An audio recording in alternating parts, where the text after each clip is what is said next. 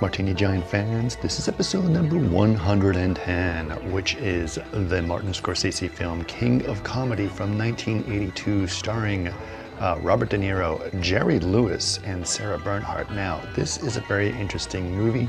I guess you could call it a comedy. This is an Eric pick, by the way. It's one of his favorite films, which we're excited to have that on.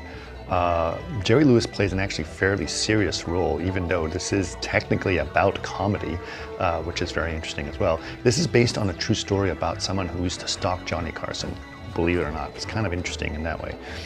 Really good film, love it. One of the underrated Scorsese films. We've done a couple of his underrated films, such as Bringing Out the Dead and After Hours, really good films. In fact, After Hours was done right after this movie, so just to give you a little bit of a timeline on all that, which is interesting because After Hours is clearly a comedy as well. So anyway, fascinating stuff about Scorsese. I've always had some interesting things to think about him, especially in those days in the 70s and 80s when he was doing some pretty weird stuff. Lots of great, interesting things. Don't have many announcements right now, but anyway, we'd love to be able to make sure a couple of reminders. Go to our Twitch, and we'd love to have you check out our Twitch, because that is where we do all of these broadcasts, and the Twitch have actually been quite interesting and quite fun and interactive. We usually do them on Saturdays at 3 p.m. And when we're not doing podcasts, we're doing watch parties. Watch parties are a lot of fun. We'd love to continue to have you there. If Saturdays at 3 p.m. doesn't work for you guys and you'd like to be able to still join and have some suggestions of other times, we're actually thinking about other times that we could do it to make it all work. Sort of the best place to have that discussion is on our Discord. So if you go to our YouTube page, youtube.com/@martinigiant, you'll be able to watch this, by the way, on YouTube instead of listening to it. And there's a Discord link in our description of all of our stuff there, so go check that out. But yeah, we'd love to have you be part of our Discord as well. And don't forget, of course, and if you'd like to support us, just go to patreon.com/martinigiant, and we'd love to have you as a supporter on our Patreon as well. But for now, please enjoy episode number 110, King of Comedy. Fun's over, Jerry. Fun's over. Folks, join in on the conversation. We're going to be talking about today Martin Scorsese's King of Comedy, as you can see behind us. 1982, I believe it was. A major departure for him and De Niro. Was it? Yeah, because this is post Taxi Driver, Raging Bull, King of New York. King of New York. No, I mean New York, New York. No, yeah, all these like a bunch of really heavy hitter movies, and this one is this is sort of the break into Scorsese of the 80s, which is a very weird landscape that people have mostly blown off, but I actually really love. And because it's very experimental, and it's very aggressive, and it's really weird. And there's a lot of Taxi Driver in it as well. Oh, I think this movie is as Taxi Driver as Taxi Driver is. He's still making that movie, right? But he's doing weird shit on top of that sort of alienated people, I think, largely to its charms. It holds up as a film more than some of his other ones. I'm looking forward to getting into this, because this is Can you get your mic closer, please? Yeah. This is a much better movie today than it was when it came out. This is a very prescient movie, I think. 100%. And it's weird to think that Milos Forman originally started the project. No kidding, really? Oh, I knew that De Niro had the rights to the script. He had since 75, so he's 6, based off somebody who was stalking Johnny Carson. Oh, wow. Nice. So this was based on someone stalking Johnny Carson? Yeah, originally written. Now, if you read the original script, which I have here, pull out the script. That's how much I like this film. There's a lot of stuff. We'll talk about it once we get going, because this is the hangout portion. We shouldn't get too deep. We're waiting for people to show up. Let's not get too deep. It's just me, little old Ed Hurley. And here's Jerry. So Jerry. Hey, Jerry. Good cards. Fun's over, Jerry. Fun's over. Please. Fun's over. Jerry. I knew a guy when I was a student in undergrad, and he just would always say, "Hey, Shields, fun's over, Jerry. Okay, fun's over. Playtime's over. Okay, read the cards." Yeah. Oh man. So, but in the broader sense, this is the chit chat period. How's everybody doing? Doing okay. Good. Besides this podcast, what do you guys have any other plans for New Year's Eve? I do not. Yeah, nothing fancy. AI. I'm going to be doing some prompting on AI. Nice. You're gonna prompt away. Prompt like hell. So much success with that I'm just. I think we're just going to be sitting here watching movies, eating French onion soup. Oh, that's nice. What movies do you watch on New Year's? Well, I was going to watch Trading Places, but Brady already watched it this afternoon. Not that we can't watch it again, but yeah, he already watched it. That's a good New Year's one. That's a We great watched one. that at Christmas with my family. Yeah. Trading Places is good. What's another good New Year's Eve? I mean, there's a couple, right? I guess the most classic one that everyone thinks of probably is When Harry Met Sally.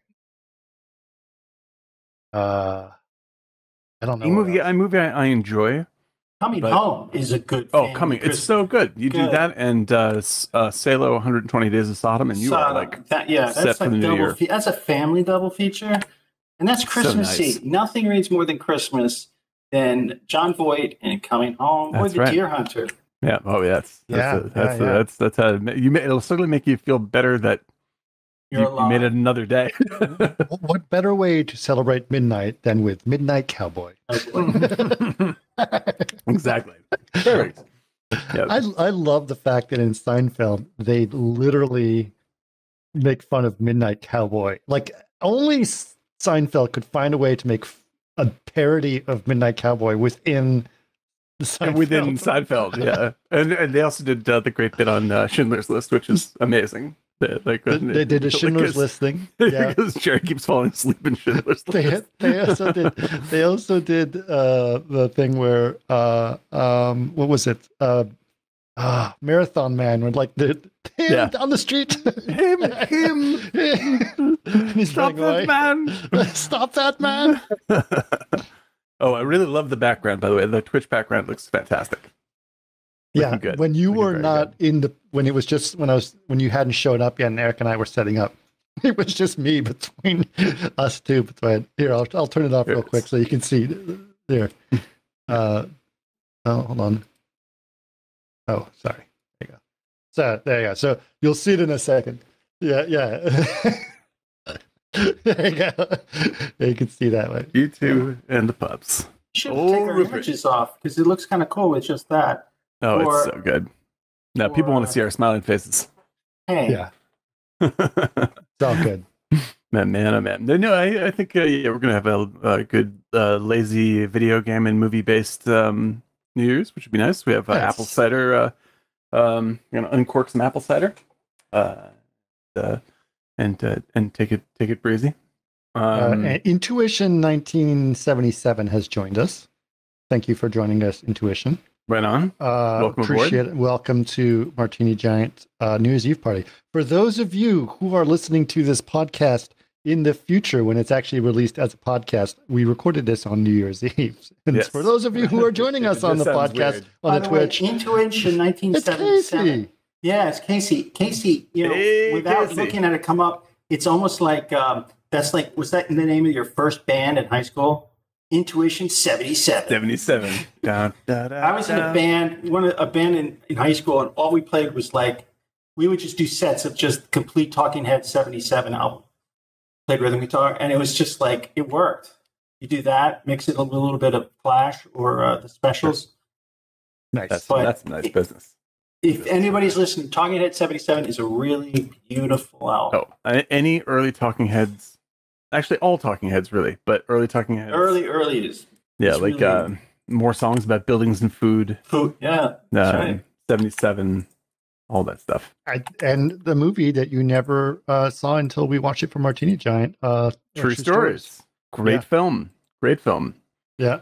There are movies that we have not seen, and we celebrate that because, for instance, Chris has not seen King of Comedy until. No, I saw King of Comedy. in other examples, some other people have not seen. I'm sorry. I thought you had not. No. So, but let's talk about our plan here. So our plan, and this is an Eric idea. He's like, hey, you know what? Our inventory was getting low. Eric said, well, let's just bang out a whole bunch of podcasts, and so it keeps us covered for a while. So in the next week, we're going to record 3 of them, which means that we're going to have one today, what we're doing right now. We're going to do another one on Monday, January 2nd, which will be Tootsie. So Eric chose King of Comedy. Eric, this is an Eric favorite, King of Comedy. And then Tootsie is going to be Dan's Dan's favorites. It's one of my. It is my favorite comedy of all time. It is his favorite comedy of all time. And then January 2nd, we'll be doing that. Monday, January 2nd. And then Saturday, January 7th, we're going to be doing a movie that neither of these guys have seen, which is a very well-known film that they haven't seen it before, which is Anti-Mame. And I love Anti-Mame. So Anti-Mame is up there. So that's pretty interesting. So speaking of films, I feel good about this. Yeah, and actually that's a good thing, right? So that's exactly the definition of our podcast, movies you never got around to seeing, and now you don't have to because Dan and Eric will tell you all about it, right? Yep, that's it. So that is our plan, and that's where we're going to go from here. Drapsnot is here as well. I don't know who Drapsnot is. I think you're new. Welcome to the podcast, Rockin' the Martini Giant. Welcome, of course, to Jason, and Happy New Year back to you, sir. Yes. So as I stated, this is one of and Jason's here too. Jason. As I stated, this is one of Eric's favorite films. He loves it so much he owns the script and has books on it and owns it on double, quadruple Blu-ray 8K version. And it's a great. Anyway, it's a really cool film. So, Eric, tell us why you love this film so much. Well, and that is why I love this film. Thank you, guys. And you know what it is? I think it goes back to I saw this in '83, and it was on HBO. Gotcha. I didn't see it in the theaters. It was on HBO. And I remember seeing it, just like I remember seeing on HBO Spinal Tap. I was like so pumped. And there was something, and it reminded me, there was something so, it was hilarious. And it reminded me a lot of a movie that at that time, and still is one of my favorite movies I've seen 34, 35 times, is Broadway Danny Rose. Oh, yeah. And they shot some of Broadway really close to where they shot the exterior scenes for this film, except for like at the UN Plaza, the UN UN apartments. Jerry Langford's place is the UN Plaza next to the UN on the East River. And it's a beautiful apartment complex, very expensive. But it was the same time. It's also weirdly the same time The Clash were doing, and I'll send a link to that, they were doing 15 nights at the Bonds Theater across the street. That's why The Clash is in the movie. Oh, you can see Strummer and Mick Jones in the film as street scum. She's like, get out of here, you scum. And it was them on the side of the street. That's amazing. And I had heard that, and I had read on numerous occasions that the Clash were doing their shows and they overbooked, or there was a problem with the promoter that screwed them. So they had to do 15 shows or 15 days. And it was an afternoon show and a night show. It was ridiculous to pay. Otherwise they were screwed and affected visa or something like that. So they did it. West Way to the World covers that, which is a great Clash doc.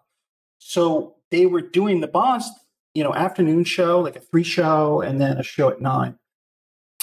And they used to hang out at this pool hall, which was by what became MTV Studios. So it was like by Times Square, but towards the west on 48th or something, 48th Street Studios. And David Byrne did a show there. I'm rambling, Chris, but I'm going to circle around. Don't worry. And they used to go play pool, and they were shooting so much in Times Square that De Niro used to go there with Walken and play pool and just kill time. Can you imagine all but these hold on. folks So the together? Clash ended up hanging out. So then they just would hang out and play pool with those guys in the afternoons. De Niro, the Clash, Walken. Yeah, and a whole sort and all these people. And then that's where De Niro said, you have to read this book by Michael Herr called Dispatch. And Joe Strummer read it, and then they made Combat Rock. That's why if you listen to Combat Rock, there's like, Go Straight to Hell, right? Yeah. It's all kind of about America and Vietnam. And and I have a book that it's called Requiem. I'll show you in a bit about that time. And so I remember hearing that through people and interviews and stuff. I was like, wow, so magical that time. But when I saw the film, I was blown away by how funny it was. I was very attracted to Sandra Bernhard? Sandra, yeah. And I knew she was a lesbian, but I was like, God, she's so beautiful and kooky. And with those glasses. She's a great character in this, man. And those Menachem Begin glasses. And I just was like, she's insane, but beautiful, insane. And I just remember how scared I was the whole time. And I was like, why? It was just so off-putting. And you chuckle, though, how crazy and mad they were, but yet they were kind of normal, And it's strange, too. There was a lot of things. And I remember, like, Shelley Hack, who worked for the guy, actually went to high school with my sister. She grew up in the same town we did. So, I remember, that's Shelley Hack. She grew up in Greenwich. And then I remember the producer who was that was really Johnny Carson's producer. Oh, that's crazy. That's crazy. That would be a Bert.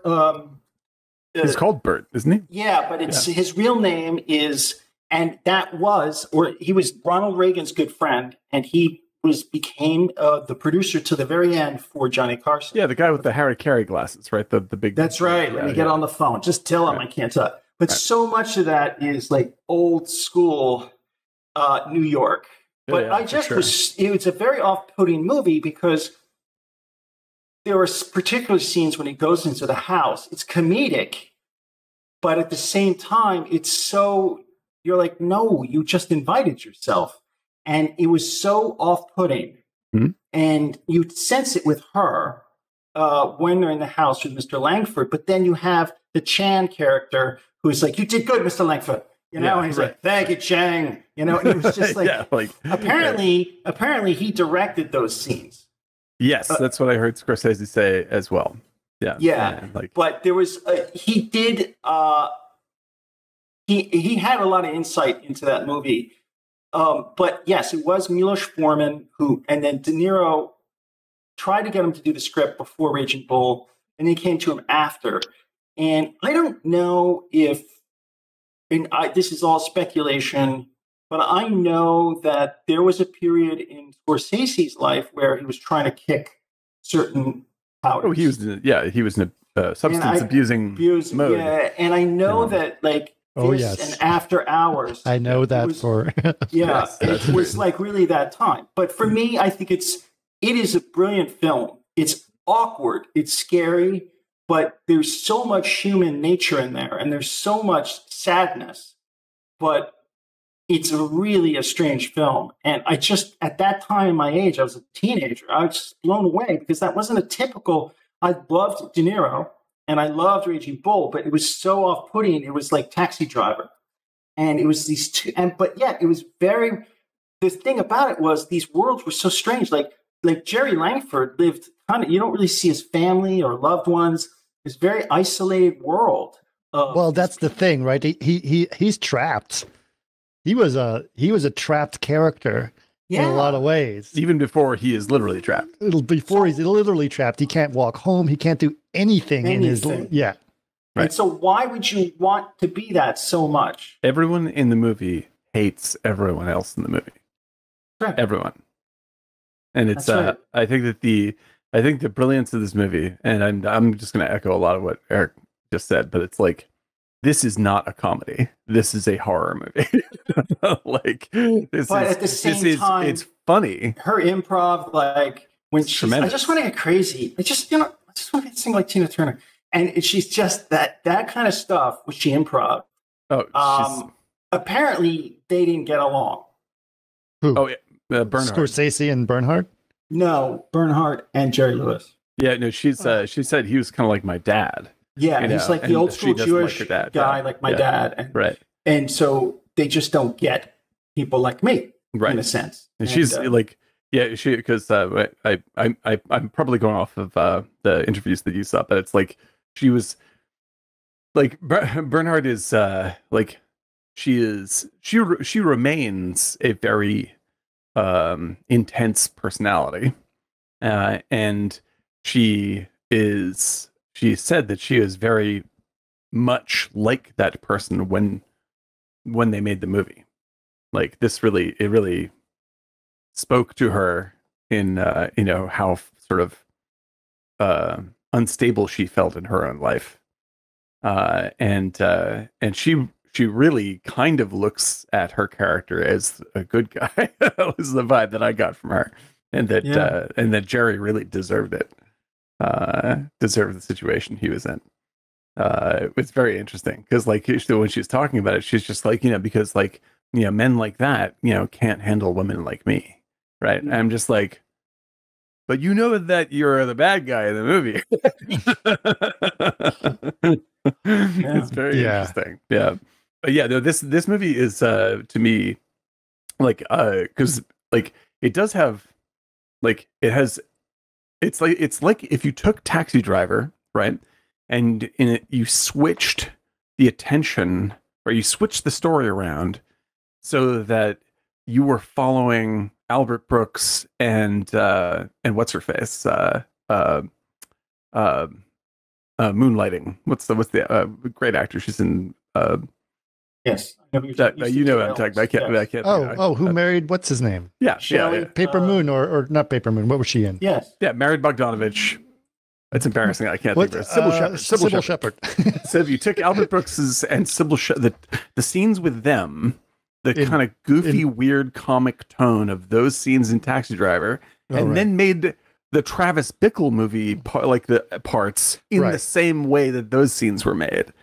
Like what this movie, what King of Comedy is about is actually totally horrifying. What's really funny when I looked at this, and I could see what's happening, but it's a little bit like, right, is I looked up pictures, obviously, because I try to get pictures and get things or whatever for the podcast, and then this shows up. And then amongst all the pictures of De Niro are pictures of Joaquin Phoenix in The Joker. Oh, The Joker, yes. Right? That's right. And so then I started looking, it's like, right. And so they're like, does The Joker live in this Scorsese verse? I'm like, Scorsese verse. Just the fact that they're making Scorsese would have died if you heard that. Think about that. They're like, no, we gotta turn it into the Marvel verse, So like, yes, we gotta make a franchise. So Scorsese as a franchise, that means that he was attached or in discussion to direct the Joker? No, he was associated with that. Like he's not as anti-Marvel as people want to think he is. Yeah, to direct. He was in talks. I believe he may have still been attached as producer of Joker. I mean, like Joker is King of Comedy. It's like people talk about it as like it's part tax. It's 100% King of Comedy. Yeah, that's the whole gag. And like I think it's got De Niro. It's got De Niro basically doing Rupert Pupkin. Because Rupert Pupkin has his own fucking show in the end of the movie. Mm-hmm. This is basically that show. And De Niro is as awkward and bizarre in The Joker as Pupkin would have been in real if he had continued on to make a show. Right. So I think that I think that's what they're going for. And I'm on record thinking The Joker is a pretty good movie. I don't think it's a incredible work of art like King of Comedy, but it's an okay movie. Right. But there's no reason to say one is part of the other. Like one is definitely profoundly inspired by the other, and the other has no connection to the first. Absolutely. So like that, I think that's a good thing to point out. But it is funny that there was like, oh, wait a minute, this is King of Comedy, right? Yeah, so you can say the Joker is part of it, but it was like, is it part of the Scorsese verse? No. I'm like, oh my God. No. Just the fact that someone used that term and wants to, right? It's like a Tarantino verse or a Scorsese verse. Like, oh, please. Well, that's the thing. It's like Tarantino is actually like he is constructing a weird little universe that all his films are connected. That's what he wants to do because that matches what his films do. But like he's doing it as a sort of as a joke on intertextuality, which is not what the Marvel films are doing. The Marvel films are trying to advertise films within films. That's their point. It's like branding or promotion within it. It's like product placement. Yeah, it's product placement of itself within itself, you know. And like there's only so much entertainment. That's an AI value. short film right there. Product placement, and then just an endless zoom of product placement within itself. But this movie, this is a big statement, but I don't know if there's a better movie about social media than King of Comedy. Oh, this is very good. This is a very good thing. Except the thing about this is you don't physically harm people as much as you do in this one, but you definitely, but the fact that you can tweet at anyone is kind of a thing. All right. Let's talk a little bit about what this movie's about, because some people have not seen it. I'm assuming Casey or Jason or whoever's on chat, let us know if you guys have seen it. Even Scorsese fans have seen this one. I think Casey's seen it. Maybe, but we'll see. Let's find out. But yeah, like I would say that for the most part, even Scorsese fans may not have gotten around to this one. It was actually kind of hard to find. Like it's only on Apple right now. It's not something you can rent on any of the other services, not on Netflix or any of that. Casey said he's seen Tootsie. Now, keep in mind, we're going to do Tootsie on Monday, not today. So just tune back in on Monday if you want to see. Come back. Tootsie. Talk about advertisement within itself. Please come back to our other show that we're going to be doing. Is that Cork? What's that? Is that Cork? Is that Cork? No, I'm just. What is that? No, is that Cork? I'm just noticing the pattern. That woman was the best secretary in any movie. That's what's the actor's name? You said before. It's Hack. What's her name? No, Shelley Hack is the blonde assistant. That's who I thought it was. Yes, like that. Shelley Hack is great, and I've seen her in other stuff. Woody Allen films. She's right. She's walking down the street, and she's the horse. Yes. Great. Oh, I don't know. I just like this and that. Yeah. I don't have anything interesting to say, and that's about it. Just what I thought. No, that's there you go. There you go. All right, so let's start on this film. Large vibrating egg. We haven't done. What's her name? The name of the movie is Annie Hall. We haven't done Annie Hall yet. Okay. Really great. It is, and we can do some great walk into that one. Now I'm derailing myself. This is crazy. Go for it. It's news. All right. So it starts off with it is a typical talk show, right?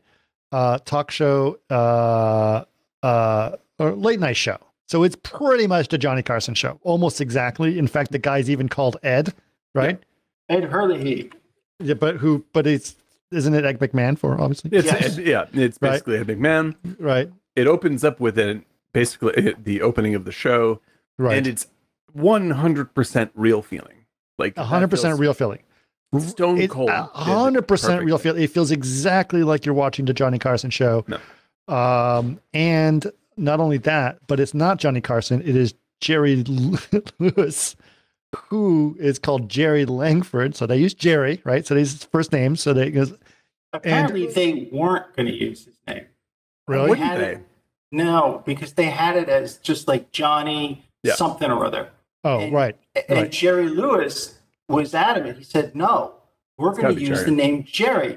Because honestly, every time I go back to New York and I'm walking down the street, construction workers always scream Jerry. So it'd be perfect. I could be walking down the street and you don't have to direct anybody. Just everybody will say, hey, Jerry. Yeah. And this scene with a woman, you should get cancer, actually happened to him. That's an incredible. Oh my God. Yeah. Can you just talk to my son? He's still sorry. You should get cancer. You should get cancer. But people are like that is unbelievable. Yeah, it's absolutely true. And I miss the payphones in New York. Remember those payphones? Yes. But okay. So to continue onward, we have this. Sorry, that is.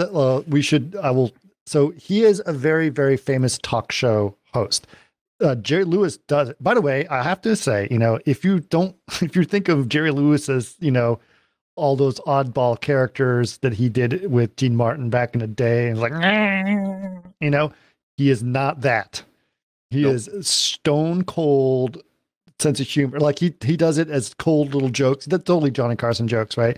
But very, very calm, collected, smooth talking, right? And a little bit mean. Like he doesn't seem like a little mean. He doesn't seem like a nice guy. There's a real darkness to Jerry, and it's interesting you say that because I was talking to somebody who's a writer, about 6-7 months ago about this other thing I'm doing, and he worked for him. And for who? For Jerry Lewis? Yeah, and he said exactly what you just said. There was like, I won't say anybody's names or anything, but there was definitely, he was not definitely a nice person. Yeah, and, I think that the guy who's playing the movie is very much I won't say the stories. He told me some stories. I was like, what? But it makes sense. Now, to think about, King of Comedy is such a dark film. Remember, he made a film that he refused to release in 1971. The Day the Clown Cried.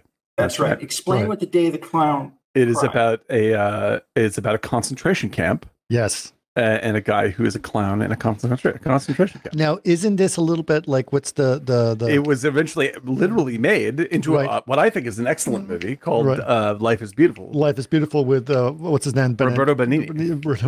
Right? And it's I think that's a tremendous film. I think it's an incredibly heartfult, beautiful movie. At that time, that was serious. But like, I can imagine the kind of. Like, I'm not I'll be honest, like, I'm not a giant Jerry Lewis fan of his comedy or anything. I love him in King of Comedy. He is perfect in King of Comedy. But I cannot imagine how embarrassing The Day the Clown Cried must have been. Like, I'm betting that is a... No. Oh, yeah? It's really dark. It's really dark, yeah. And so that's my point. Like, you would say, well, why would Jerry Lewis do a film that's kind of edgy and dark, but... It's really disturbing. Yeah, okay. And then it makes it more interesting. That's much more interesting. I think a lot of people were just shocked and said, you can't release this. Yeah. And they didn't. Well, but he did some interesting, weird, like even in his silly comedies that he did. Like suddenly, do you guys ever see Cinderfella? Oh, yeah, I did actually. Yeah. Did he suddenly he's like, and then suddenly he's like, hey, he's all smooth and completely different character than you're used to. Yep. And you're like, wait a second. Because you just expect him to be like that all the time. Well, he clearly at some point started to resent that shtick. That shtick. Yeah. He had made his career doing that. The "oh lady" kind of thing. Yeah. And like when you get a few movies into him and Dean Martin, you can tell that Lewis is like, I am fucking tired of doing this, boy. Yeah. And so he wanted to very much to be taken seriously as an artist, and really only like the French took him seriously as an artist in the same way that they like later they didn't like things like Playtime were bombs that they were when they opened, but like the French took things like Playtime, where you're just like, this is really insanely creative. Comedy can be art kind of stuff. Right. And I've never felt that way about Lewis's films. I think that I think his shtick wears pretty thin, but like it does, and it's very childish and sophomoric. Yeah. I agree. But what I think is more interesting is not necessarily his shtick, but the fact that he may have something more. Right, King of Comedy clearly is an example. Of that. He's tremendous in King. Right, and then and then I also think you see it every now and then. So I am curious to see was it The Day the Clown? The Day the Clown Cried. Yeah, because I will definitely say it's either maudlin and terrible, or it's dark and fascinating. So it was made but never released? But neither of these are acceptable. Right? Yeah. Okay. And they've kept that under lock and key for 60 years, 50 years. Yeah. All right. And it's interesting that he wanted very badly to do that, but never found a way to express that really outside of King of Comedy. Like that's the only movie where he gets dark and stays dark. And he also did that, and then I think he kind of disappeared. I mean, he was kind of back with that in a way, and then gone. Yeah, that's that. So to get back on track, so as you mentioned, he is a very famous talk show host, and he mentioned several famous people that are going to be on the show as their guests. So this is like, and they're perfectly chosen too, because it's all people like Tony Randall and Dr. Joyce Brothers and stuff like this, which is like you are only going to know these names if you're Victor Borga. Victor Borga, exactly. who's in it. And so when they actually show these people like as part of the thing, it's like real, like Tony Randall is really Tony Randall, acting like Tony Randall. Right. And it's very good. Like he doesn't because he had access to anybody, in Hollywood. Like he could have put Redford in the movie if he wanted to, I'm sure. Right. But he was very select in how he cast, because they all had to be of a TV people. These are very mid-level famous people that will not be real names to anybody today. Well, I know, but they're also very New York people. Yes, and also. We all know Tony Randall from The Odd Couple, and he was a big New York opera patron. But the thing about Scorsese too is he loved. That's why he did Mr. Wonderful. What's his name? He was the comedian that made fun of everybody. Rickles. He got Rickles to play in Casino because he felt like the more people were really from that time, that mold, the more it's going to work. The more authentic it is. Yeah, absolutely. So it doesn't surprise me he picked all these people. Yeah. And De Corba was the Johnny Carson producer. Right. He was perfect. Yeah. And the other guys, that's it. We're going to sue. Who are you going to sue? Who are you going to sue? Suing everybody. I'm a lawyer. That's it. We're going to sue. I have a great Rickles story for you, Eric, that I just think you'd really like. He told this story apparently, and it's really true, and it happened, and it's hilarious. So he was in some, restaurant in Vegas, and he was going to go, and he was there with his family, and he notices that Frank Sinatra is eating alone in the side, and he goes, "Oh, great!" So he goes to Frank and Sinatra, and he goes, "Hey, Frank, oh my God, so good to see you." It's like, I'll tell you what, like I'm sitting with my family over there, and we're having dinner. I mean, if you could do me a favor and come by and say hi and make me feel like a big shot for my family so they can notice that. And he goes, "Sure, Don, I'll do that for you. It's fine." So he goes back and sits down. He's trying to eat. Frank Sinatra comes up, it's like, "Hey, Don, how's it going?" It's like, "Please, Frank, I'm with my family here. Can you leave us alone?" So good. I love, and what's funny is like Rickles is like, and for all stories about Rickles are like the opposite, because Rickles' stage act is that he's an asshole. Yeah. In his real life, he was apparently an incredibly good person and a real genuine person. But it was funny you mentioned also that comedy, that Jerry was not necessarily a very good person. I did notice that at one point. There was a friend of mine who was a comedian and a comedy writer, fairly successful at that, but he was always a bit of an asshole, right? And I started wondering, and then I realized that, after talking to him, he really wasn't intending to be an asshole. It's just that he hung out with comedians all day long. Yeah. And they just make fun of each other constantly. And so it's so hideously competitive. Right. But they make fun of cruel to each other all the time. But they do that as part of their love for each other too. Yeah. Like they do that to make fun of each other. Like Eric makes fun of me or you make fun, but they take it to another level, but they also don't necessarily realize, oh, I can't do that. This is not how normal people interact. This is, and you're not a part, they forget that I'm not a comedian that they can just rip one about my, baldness or whatever, constantly. Right. Although I don't care about that. But anyway, it's interesting. Anyway, go back. We're still at the first scene. What this guy said was his reasoning for what he told me was that he was famous since he was 18 years old and he doesn't know real life. Yeah, I can imagine. Can you imagine what's his name? Daniel Radcliffe? Like his life. His whole life has been famous. Everything. He was raised by the crew. Yeah. And apparently, he's by the crew of the films. Like, because he was working on Harry Potter for like all of his childhood. Yeah, since he was 10, and the thing is, like, if you're auditioning for Harry Potter movies, like, it's not like your life changes at 10. Your life has already changed. Like, you have parents that are pushing you quite hard to be an actor if you're auditioning. Well, that's interesting that you mentioned his parents, because apparently this was something that was very. His parents were not like the Macaulay Culkin type parents. Oh, okay, good. Right. Yeah. So apparently his parents were very like, okay, if we're going to do this, we're going to we're going to find a way to, and he tributes his, because apparently Daniel Radcliffe is a very nice person. Nice guy. Right? Everyone's, And apparently he says, that is mainly due to my parents making sure that I didn't get to my head, that I didn't do that kind of stuff. So I think that was kind of an important part of it. Anyway, so going back to it. So he is, as people are trying to leave the studio after a recording, there's a shit ton of people outside, crowds of people trying to get autographs from celebrities, right? Which actually is funny because it relates to Tootsie, when we'll talk about that on Monday. But there's crowds of people trying to get signatures from him, and huge crowds, right? But you notice that De Niro's character shows up a little early, and he's right there where he needs to be. So he's rehearsed. It's like Navy SEAL type. Like, I know exactly where I need to be. He's been through this 1,000 times. 1,000 times, exactly right? How to jockey ahead. All these people are talking to each other. Yeah. Like, they're all like, just like they know each other's names, all these autograph hounds, and it's a real weird little cult.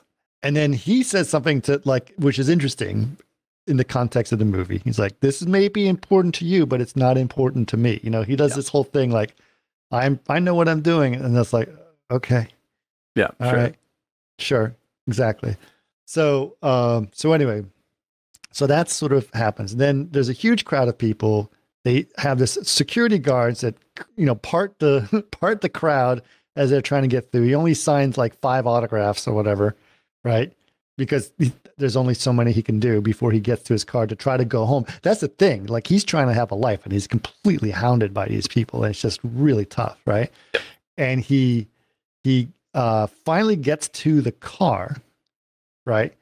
And he gets in the car, closes the door, and turns out there's a woman who snuck into the car, and she just attacks him in the car. Bernhard. Yeah. Sandra Bernhard, and attacks him not to kill him, but just to, own him and adore him. What? To worship him. To whatever.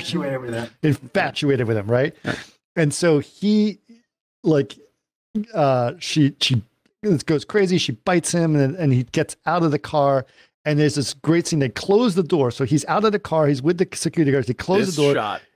And it's going, all the crazy flash is going. Her hand goes up on the glass right as a flash goes off, where you can see everything, and then her silhouette like this. Yeah. De Niro like this, her hand like this, and they just freeze frame on that one frame. This is one of the best photographs in all of film. It's great. So meaningful and so it's perfect. Great. And then this title, The King of Comedy, comes up, and then basically that's the opening credits to the film. Right.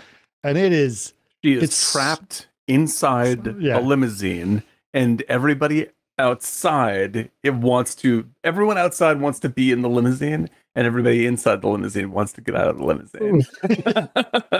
Like, that's what is happening in that shot. And like, it's just these desperate hands up against the glass. Right. It's incredible. That's as iconic to me as the body floating in the water in Sunset Boulevard. We just go. Right. That is the whole movie in a nutshell. Just perfect. Perfect. Right. So then De Niro. Or like when, I'm sorry, I'm just going to reference another movie, like Gene Hackman in Domino Principle, where they freeze on him running.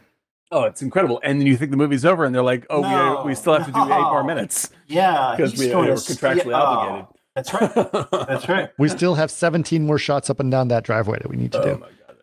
So good. Please. I love. So for those of you who are new to this, Domino Principle is a film that we did at a watch party that Eric recommended. Watch parties are usually shitty movies. This is a perfect shitty movie that we watched with highly entertaining. Highly entertaining. Gene Hackman and what's her name? Candy Bergen and Mickey Rooney. And it is the most confusing sci-fi mystery written on the day. Like, so we're still filming. Right before breakfast. It's around breakfast time. Oh my God! The shooting the paint cans into the water. I don't know what the hell. I don't know what the hell was going on. That thing is just incredible. It's just incredible. Gene Hackman in a bathrobe for half an hour. Why not? Let's do this. That's to me sexy though. That's. But yes. So with King of Comedy, the subject of the movie that they're introducing here is essentially not just fame, but fandom. And what are we searching for in this? Like, what is it we want from projecting ourselves onto others so constantly and so radically that and all these people think they're being entirely reasonable. Like all of them, every one of these fucking crazy people that are mobbing this dude who they don't know, and they're doing it like they're going to tear him apart, and they would, and they don't, and like they wouldn't even know what to do if they got him. Like, what do you want from this guy? No, Right. Completely at loss for words. Yes. Yep. Yeah. So you were continuing the breakdown, Chris. Right.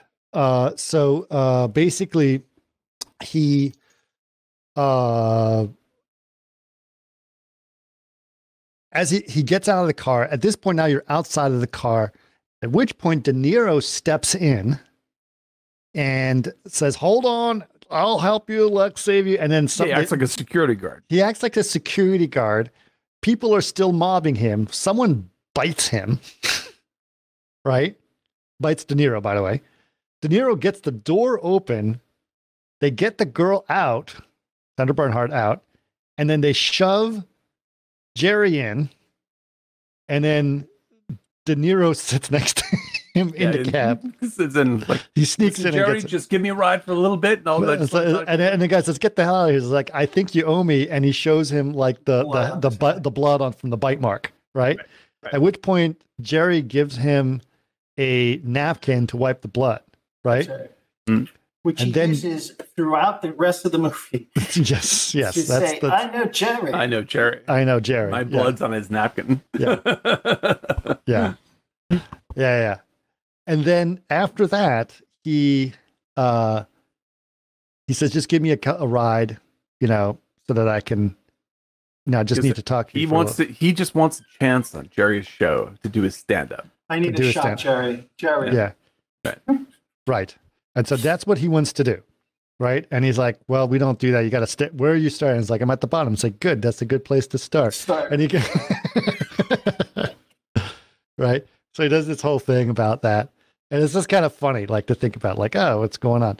Right. And so De Niro is manic. Like, he is also weird. Wants to cut the corners. But he's rehearsed also. Like and that's the thing, a good way, like De Niro does a good job at this, by the way, because he's basically one of his two best roles in my opinion. He basically is like, I've rehearsed this a million times, and you can tell, like, I've done it, and so he does calm down, and then he just keeps telling and just doing this, and he's like, by the way, just to keep this in mind, some of the stuff. This is New York, 1982. 2 years prior, John Lennon was assassinated at Dakota, the Upper West Side. So this is like an equal nut job. Yeah, this is like totally in the vein of people's worries across the board. And so, like, this is a in the context of that, it probably felt hugely inappropriate to shoot it as kind of a light comedy. Yes, and that was the ballsy thing, and and it remains the ballsy thing, because, like I said, like, this movie it's shot as if you're shooting something like, I don't know, like Tootsie. Like, it's shot, it's very well, it's lit, it's like it's very a very positive vibe to everything, and to the cutting, and the performances are consistently, hitting a caricature mark that makes you feel like this is accessible comedy. But what's happening is fucking terrible.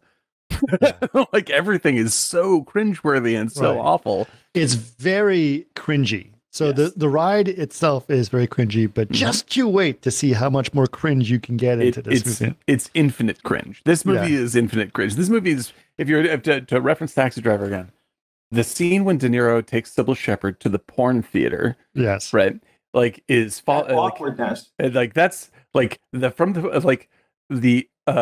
takes her to a porn theater. She's like, "This is not my bag." He calls her back to try to apologize, get another date, right? He's on the phone with Sybil Shepherd saying, "I don't know, did you get the flowers I sent?" And it's so fucking embarrassing that he's making this call that the camera itself can't watch anymore and slides off of De Niro to go look down an empty hallway until the conversation is over, and then goes back over to De Niro after he hangs up. The entirety of King of Comedy is that joke Well, not moving the camera. without moving the camera. Yeah, without moving the camera. I was gonna say, like, there's movies out there that really, you know, latch on to cringe. Like Swingers is a good one. Like the latches onto swing. It's a cringe. Like the message machine. The message machine. Yeah, one of the great comic routines of all time. But like I think what's with don't ever call me here again. Yeah, don't ever call me again. Were you listening the whole time, or did you just pick up? Like with any popular cringe comedy, the basis of cringe is that, and why it works is that you care for the person who is being embarrassed, right? And you're just like John Favreau. You're just like, I know exactly how embarrassed you identify with him, right? But there's no one to identify with in King of Comedy. Like, it's like, if you identify with, I mean, the thing is, you can identify. Everyone can identify with. There is a little bit. Yeah, okay, like, so there is a little bit you can identify with, right? I'm sure a lot of us, any one of us, has had a celebrity that they've really admired. 100%, right? And then you've had fantasies of hanging out with that celebrity in some ways, or having conversations with that celebrity, right? That is what this is, but it's taken way too far. Yeah. Like this is all inappropriate, totally crossing the line. You're not even taking into consideration the other person's point of view in the slightest. And it's all about you getting to assault them with yourself. Right. Yeah. Like it's, and the thing is, like, that's what I mean. It's like everyone can actually identify with this. But what the thing with King of Comedy is, like, it makes you identify with this and makes you go, I fucking hate myself like this. Like, to see it from the outside is the worst. Right. And like, it's no fun at all. It's not like, oh, poor John Favreau, I know how he feels. He really is a good guy, but nobody understands. Like, what I fear really is that me and everybody else online is Rupert Pupkin. Well, he's not self-aware then, right? Exactly. Because like, he's not like fully aware of, he's just consistently barging through to the end, and it really doesn't give up. Yes. Yeah. I think even that in the house, when he invades Jerry's house, it's like just doesn't stop. And when I see, like, things that I've been a part of, like when I see like weird rantings online about, whoever, what, pick your movie star or famous person or whatever it is, like, it seems like the feed of all these opinions and people saying stuff and sniping at each other is just the crowd outside of the Jerry Langford show.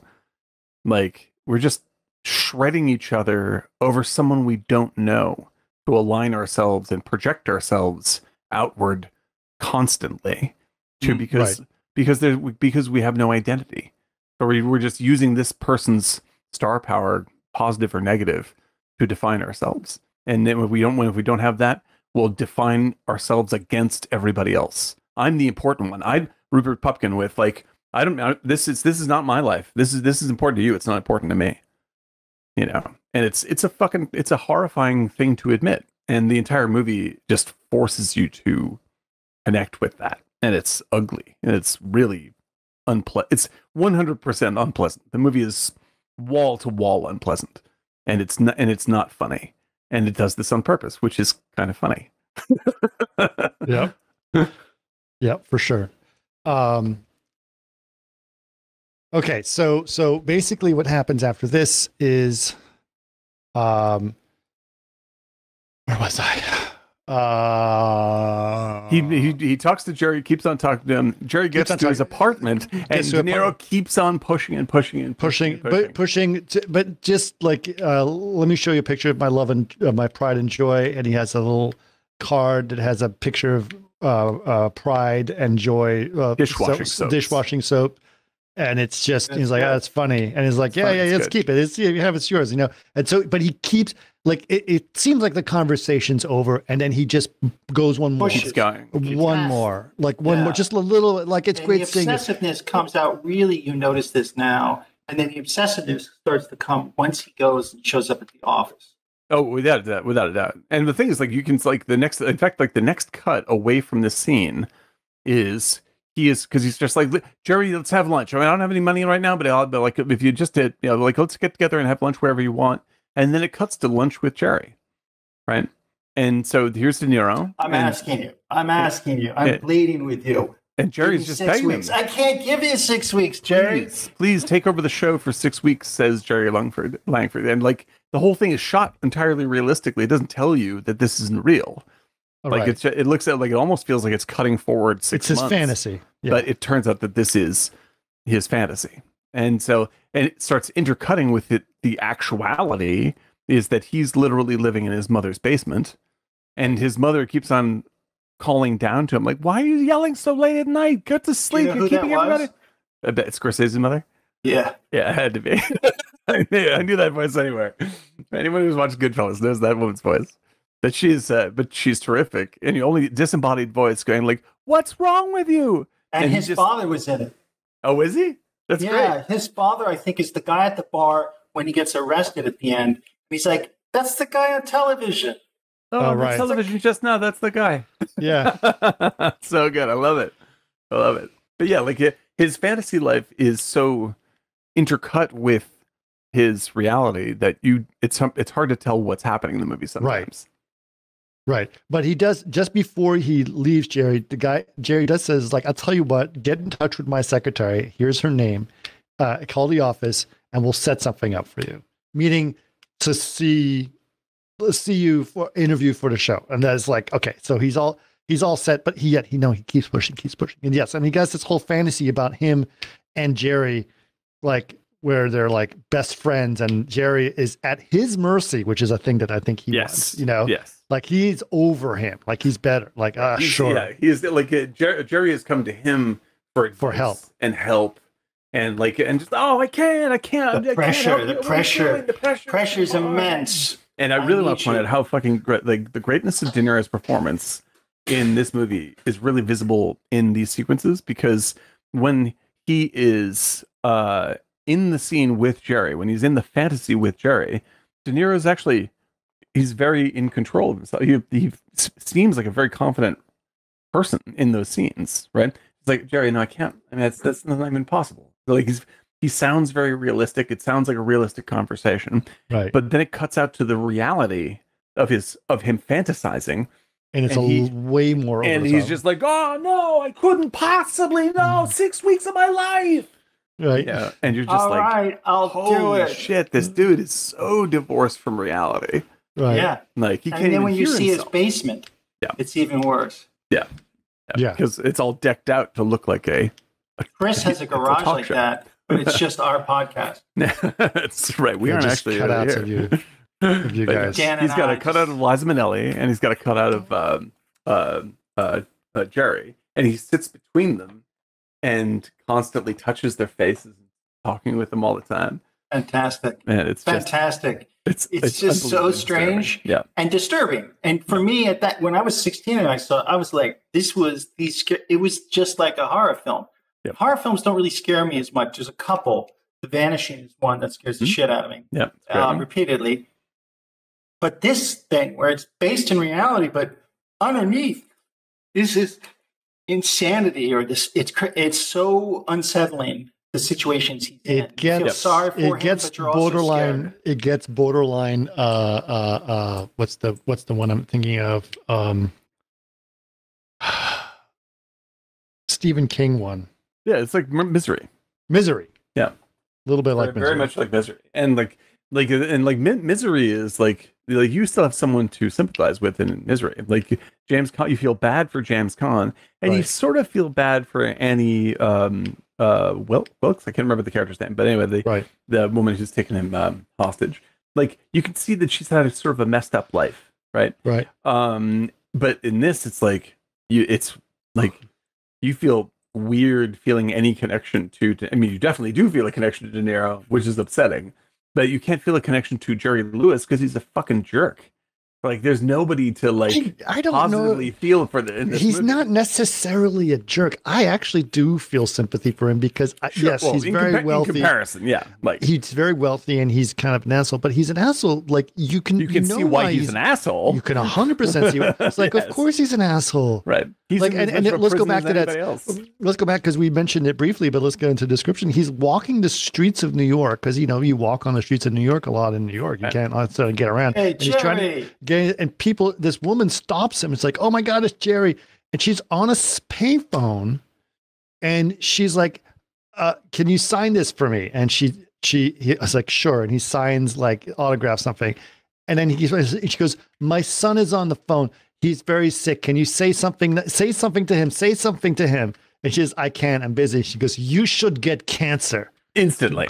Like she turns it around like, right. I love you to, I'm sorry I don't have time means fuck you. Yeah. Right. Exactly. And that is, you're That's right. a true story. I know it's a true story. That is exactly what social media is now. Yes. Exactly. That is Twitter. Except they did it to your face back then.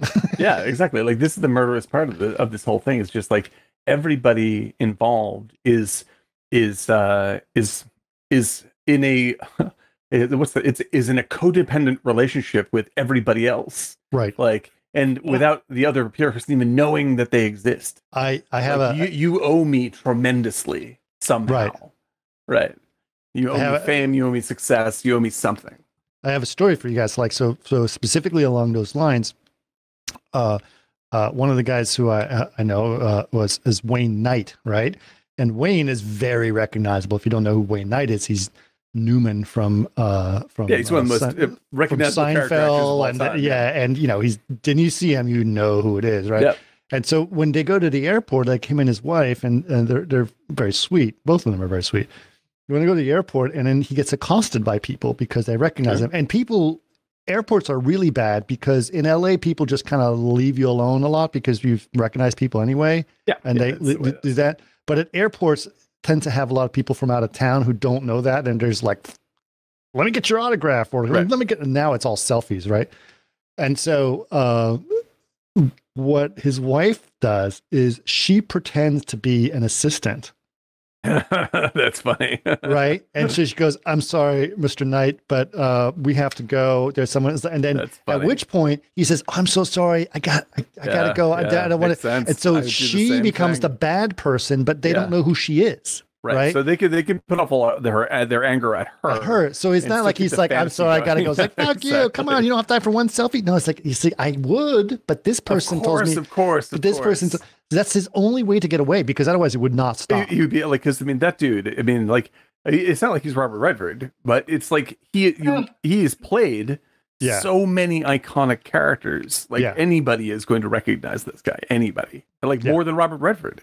Yep. You know? Yeah, that's true. And so like he must get hammered all the time by people coming up from like just relentlessly. No, he's so funny though. God, he's funny. No, he seems like a nice guy from what I know. But I mean, like, and he has fascinating back. You know, he was a private investigator. No kidding. Oh, that's awesome. Yes, that's incredible. That's super nice. Yeah, he tells stories. I was like, holy, I was like, yeah, mostly. Yeah. Check up on spouses and insurance fraud and stuff like that. But yeah, no, that kind of stuff is like, the people don't like. I think the most disturbing part, and then the most, like, as you pointed out, like the most Twittery thing about this movie, right, is that I'm constantly shocked on Twitter, like just all the time. And it never ceases to amaze me how much people assume that other people owe them. Like, it's just nonstop, and it's so ugly all the time. And this movie is just like, okay, so if it's not just text and you saw people act like this, you'd be horrified.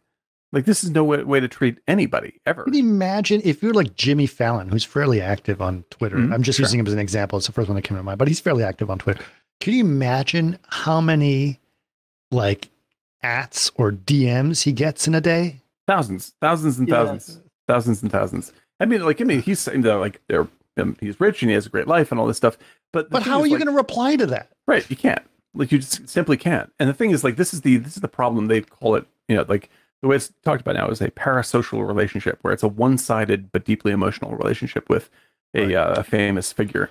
And I'm like, the way that I think that is, like, that's not a relationship at all. You shouldn't even use the word relationship with that. That is a projection. Right. Like, it's simply a fantasy. You don't actually know this person in the slightest.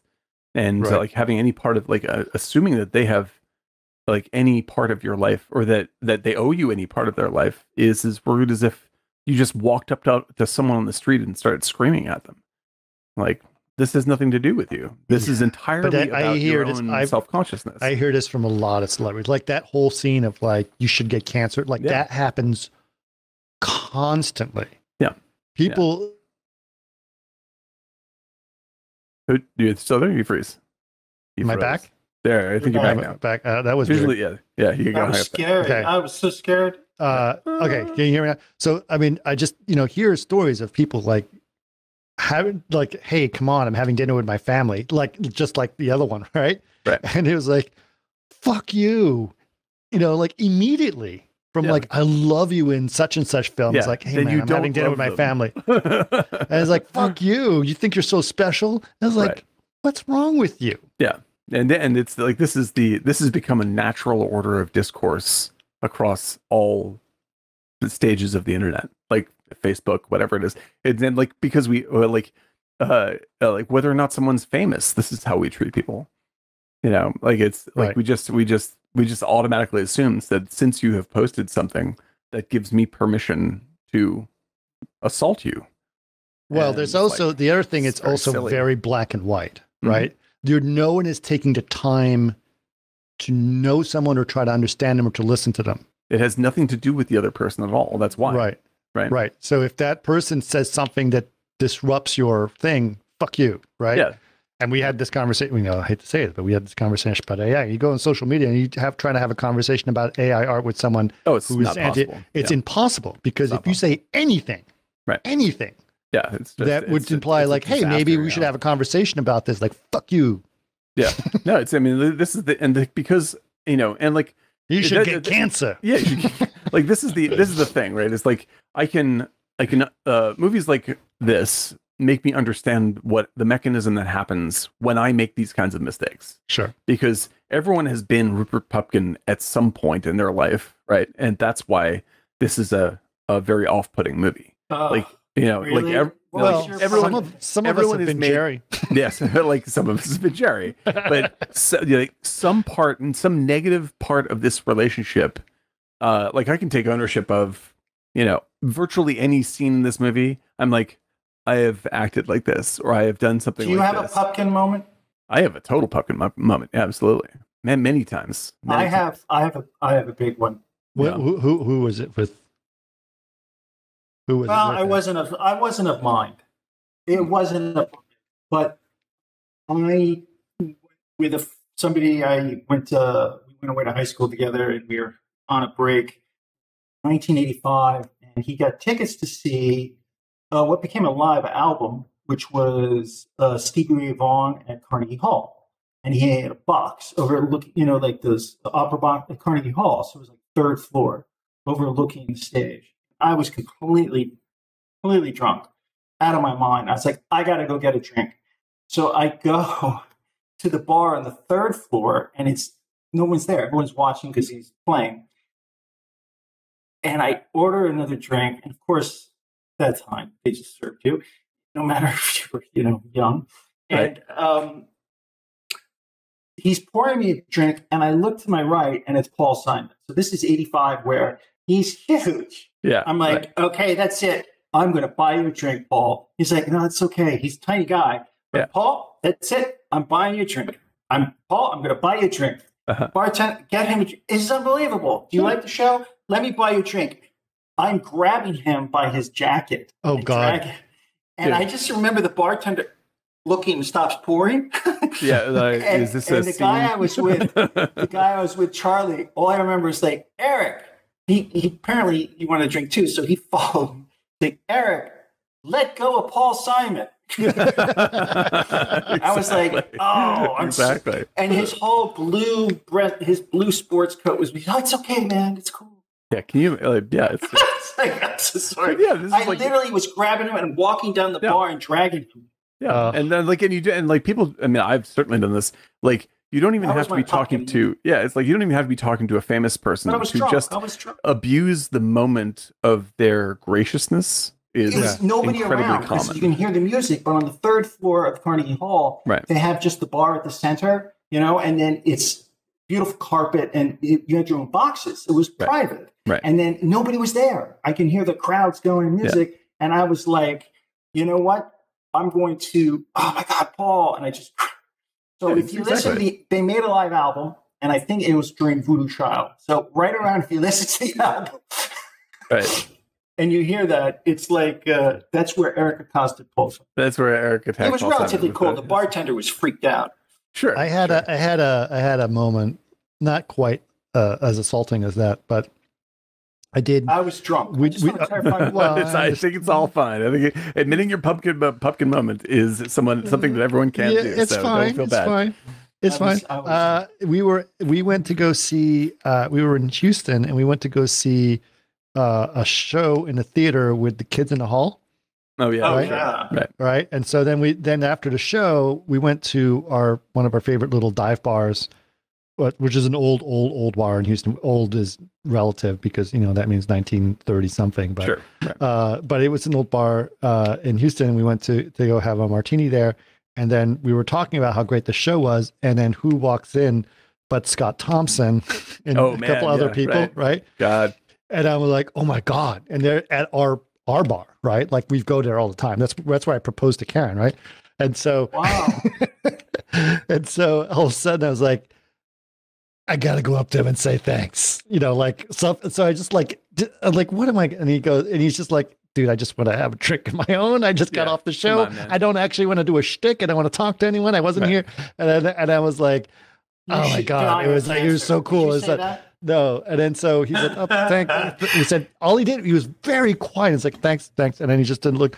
And then all we noticed is like, he was there. There's 3 other people there with him that came in with him. They were all talking to each other, but he just was not talking to anyone and just staring and looking at people the whole time. Yeah. And I wondered, it's like, that's interesting. And I wonder, it's like, is he just here looking and observing people and seeing how people behave, and that's what he's doing, or is he just tired, or who knows? It's just what I mean. Like, well, it's like I saw what's his name? Shoot, he has the movie Stutz out right now on Netflix. Jonah Hill. Jonah Hill. Yeah. I saw Jonah Hill at the Dresden bar in Los Feliz one time. Oh yeah, and he was there with them. Speaking of what's it called? The movie Swingers. Yeah, exactly. Yeah. And he was like, and he basically talks about this stuff in his movie, but it's just like he was at a point in his life where like the attention and the fame was really getting to him quite seriously, and he was like holding up like a book over his face the entire conversation he was having with his friend, because so many people were fucking just looking at him, right? And hey, he's successful, this is what comes with the territory and all that stuff. But at the same time, I was just like, I felt it's not good. I'm not saying it's good. I'm saying it's awkward and uncomfortable. And right. People are making assumptions that they just freely get to do this. Right. But it's certainly something that is understandable that if you become a movie star, it's part of what happens. I understand. Right. Okay, let me tell you. We have to get back to this story, but I want to tell one more story about this. And Eric Please. and I, Eric and I both worked at Sony around the same time. And you remember back at that time, Eric, we had to take obviously our orientation thing, but then we had to do the quote unquote corporate day where we had to go and spend a whole day to learn about the Sony culture and the Sony that. Remember that? And so you're sitting there in a theater and they're talking about all the different things about Sony. Like the first thing we ever made at Sony was a rice maker, like something like that, right? Whatever it was back in 19 blah, blah, blah. Probably the one that they used in The Mood for Love. In the Mood for Love. Anyway, so after I did that, you talked about the things, and we were on the Sony lot in one of the theaters on the Sony lot. And so they started talking to us, and then they said that one of the rules is you don't approach talent, right? Sure. And the first thing you think of is like, who the fuck thinks they're so special? You know what I mean? Yeah, because can you fucking imagine what that would be like? No, I understand. I understand. But at that moment when I was young and I was just starting I'd only been in the film industry for, a few 4 years. And I was like, what the fuck is wrong with these people? Whatever, so special. And then it's like, no, you just like, can you imagine? Because the whole point, like when you're on a studio lot, like Sony or whatever, that's a safe place. It's a safe zone. Right. No one's gonna harass you. You're doing your job. You can do whatever you want to do. You walk around. Is like a little town. It is like a little town, and it's got like a little place to hang out, a little Starbucks. It used to be the MGM lot. Yeah. and people should have the right to not be fucked with all the time at work. Absolutely. Right. But I do remember right after that, then after we had that conversation, then we were being given a tour of the studio. So we had like a private, like all the new people, whatever, had a private tour of the studio, right? Where we got to walk around, and the person gave us like, here's the history of this building, and this is where they shot Gone with the Wind, and this is, all that stuff, right? And so as we're doing that, Adam Sandler walks by. That's right. Right. Were you with me on that one? Do you remember that? I you think told me so, about because I remember seeing Adam Sandler there. Yeah. But he walks by and he's like, you must be the new guys. What do you guys do? And he said, oh, we work in the visual effects part of things. Like, oh, great. I'm doing something called Click, so I could use you guys or whatever. But it was super nice, right? So he approached us. And so suddenly we were able to have a conversation with him. But he's opening that door. That makes sense. He opened that door, but that was a nice thing to do, right? And so he knew, it was like, hey, look, he knew that we were not on the normal celebrity tour thing, right? Sure. Or tourist tour. We were on the working tour. Yeah. He's like, so it was we're all working together. This is the way it is. Sorry. It was kind of interesting, but just the idea of approaching. Anyway, let's just put it this way. That is a big part of this movie, is about how to approach celebrity, right? Yeah. And how do you have that relationship with them? How do you think about them? And like how people in the movie, like regardless of the celebrity force, right? Like regardless of like what the most revealing thing in the movie to me really isn't just their relationship to Jerry, or non-relationship to Jerry, De Niro and Bernhard. It's their relationship to each other, because this is actually what we experience all the time and every day, and how cruel they are to each other constantly in absence of the thing that they use to define themselves. Like it's like they're treating Jerry's attention as some sort of like, thing that, like cats fighting over food, right? And so like it demeans like the relationship, this parasocial relationship demeans literally everybody involved. Like, because it is not a real relationship with Jerry. And because of their desperateness to have it with Jerry, they're not treating each other with respect or love either. Like everyone is being abusive to one another wholesale all the time in the film. And it's that kind of cruelty is like, you don't have to talk about famous people to see that all the time. Right.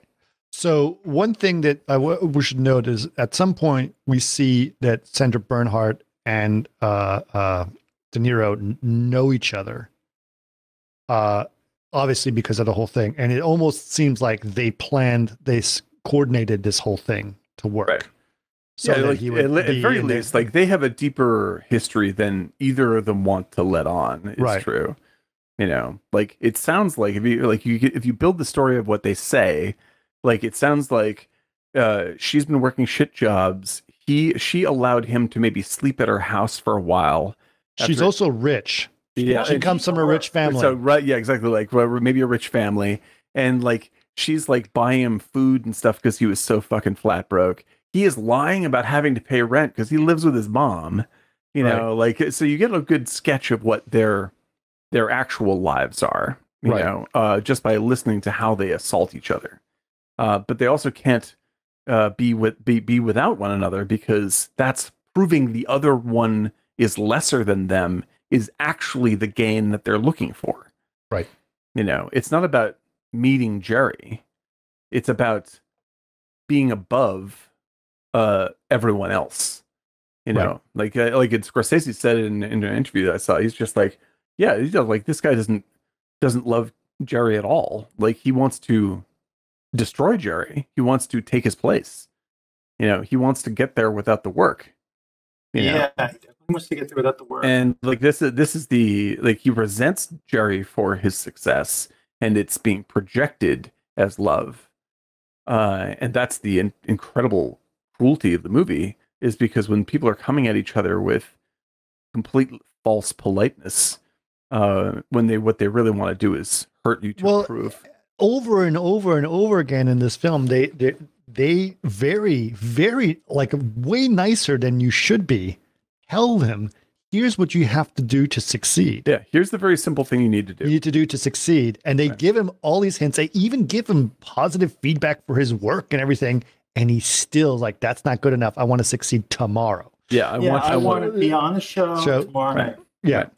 Yeah. Yeah, And so and it has nothing to do. We'll get to it. I'll hold my thought I just had until we get to the scene. Okay. But yes, go on. So the next, I'm not going to get this quite in order, but it'll be roughly in order. But we do notice he goes to a bar, and he meets this very attractive woman behind a bar.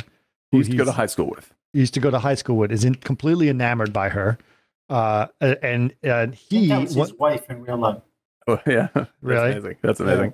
He wants to impress her with how many people he knows and all these things, and he talks about that. So he's talking about how he's good friends with Jerry, even though they literally just met for 5 minutes in his car, and that's it. No relationship at all. There's no relationship at all. But to him, now that he's got his napkin or his handkerchief and a phone number, like he knows him and everything. Yeah, right. Like he's to blow him off. Like Jerry's like, talk to my agent, Right. and we'll see where it goes. I mean, that's just to fucking get him out of his hair. Right. And then the other thing now, because I have another scene that we should mention after that whole scene, he goes to his apartment. Jerry goes to his apartment and his phone rings and Sandra Bernhardt starts screaming at him on the phone. And he's like, how the fuck did he get this number? And then he just like hangs up and puts the phone off the hook, which is that was the solution back in those days. Yeah. Keep it off the cradle. Yeah, Keep it off the cradle. And then so it's like, that's just a horrible life, man. Yeah. He's living because you don't see, like you said, like you don't see any other aspect of no family. And even like you don't even see the mother. Right. No, nothing. Like there's nothing. There's only his house workers and servants and whatnot. Right. And even like they cast them to be these this old Asian guy and another woman who are made very culturally separate from him in a way that he doesn't abuse, but he likes the distance. You know, and so he is both keeping himself separate from everybody and is obviously depressed that he's separate from everybody.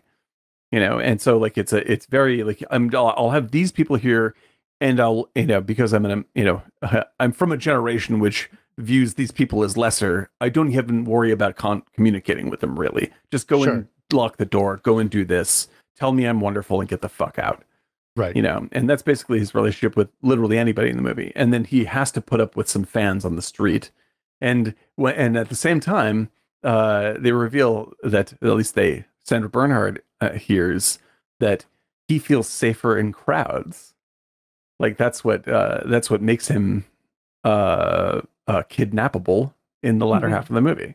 Right. Yeah, because like in crowds, at least there's witnesses there that may stop something if it happens. But of course, if you're out walking down the street, people are going to fucking recognize you and want to talk to you. Right. So it's inviting the thing that he is afraid of is the thing that gives him safety. It's very fucked up. Right. Okay, good. So he's talking to the bartender, and then they end up having dinner together. And it's what's weird about that conversation. The way he was talking about all these people that he knew. It felt like, oh wait, is this another fantasy moment like the other one? Same. That's exactly what I thought. Exactly. It was like, wait, is this when he was out to dinner with her? Yeah. Yeah. Like, wait, is this real? Is this real? But because he was talking so casually about all these people that he knows that are so famous, it's like as soon as he pulls out that autograph, the autograph book. Right? Yeah. Well, the giveaway is that he is using his Rupert Pupkin voice, his real voice, which is so pressury and annoying. Like he is not paying attention to one fucking thing that anybody is saying. You can tell, and that's the way he's talking with her. If you were in a fantasy, that's where he's actually confident and understanding. People are needful of him. And when in real life, he is pressing this fucking autograph, like when he's like flipping through the autograph book with her. He's like, there's Marilyn Monroe. And look at this one. This is interesting. Now, who do you think that is? I'll tell you. As if he's having a fucking conversation with himself. Right. And he gets to this ones to like scribble. And he's like, and a very special one. Who do you think that is? I'll give you a hint. It begins with an R. And she's like, I just want to fucking go home. Can we hurry this up a little bit? And he's like, it's a, and she's not biting. And he's like, Rupert Pupkin. And she's like, what the fuck is wrong with you? Yeah. Like, by the way, on that scene, like, you notice that the guy that played Maury in Goodfellas is behind him. Oh, really? That's great. If you watch that scene, that's the thing. If you watch that scene, there is a guy behind him who's looking at her, and then he's kind of talking to himself, and he's looking at her again and trying to get her attention. And if you read the script has these moments where he's like a hero. I think he saves her in an apartment when it's on fire, and he fights off a guy who was being rude to her in a restaurant. I think they shot that scene and cut it.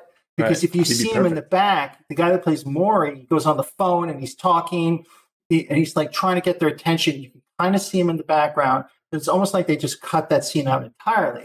Because the script, there is a scene in a restaurant where he's like a hero figure, but they make him like a hero, and he saves her. Right. That's interesting. Yeah, it's interesting. Which was maybe a way to try to legitimize why she would go with him longer. Right. Maybe, she's an interesting character because, like, she's like, her life ain't great. You know, like, she doesn't like being a bartender and has to fucking put up with dudes hitting on her all the time. And like, she's not happy. So like, she's lonely enough that she'll put up with Rupert for a little while. You know, she's just like, okay, why not? I'll get a dinner out of this. We'll hang out, see where it goes. But it's awkward and it's terrible. And he's so, he's forcing himself upon her socially through politeness constantly. You know, it's like he's using social awkwardness as a weapon to get his way with her, and it's violent. It's a violent thing to do to cause people a sense of debt to you when you talk to them, you know, and make them feel guilty for not encouraging you to ingratiate themselves further into your life. You know, and this is what he does constantly. He is a far more dangerous person to normal everyday people than DeNiro is in Taxi Driver. Like, yes, in Taxi Driver, he is dangerous to criminals and bad actors, and possibly political figures. But he fantasizes about being that's because he's fantasizing about being a hero, and he places himself against people he knows are villainous.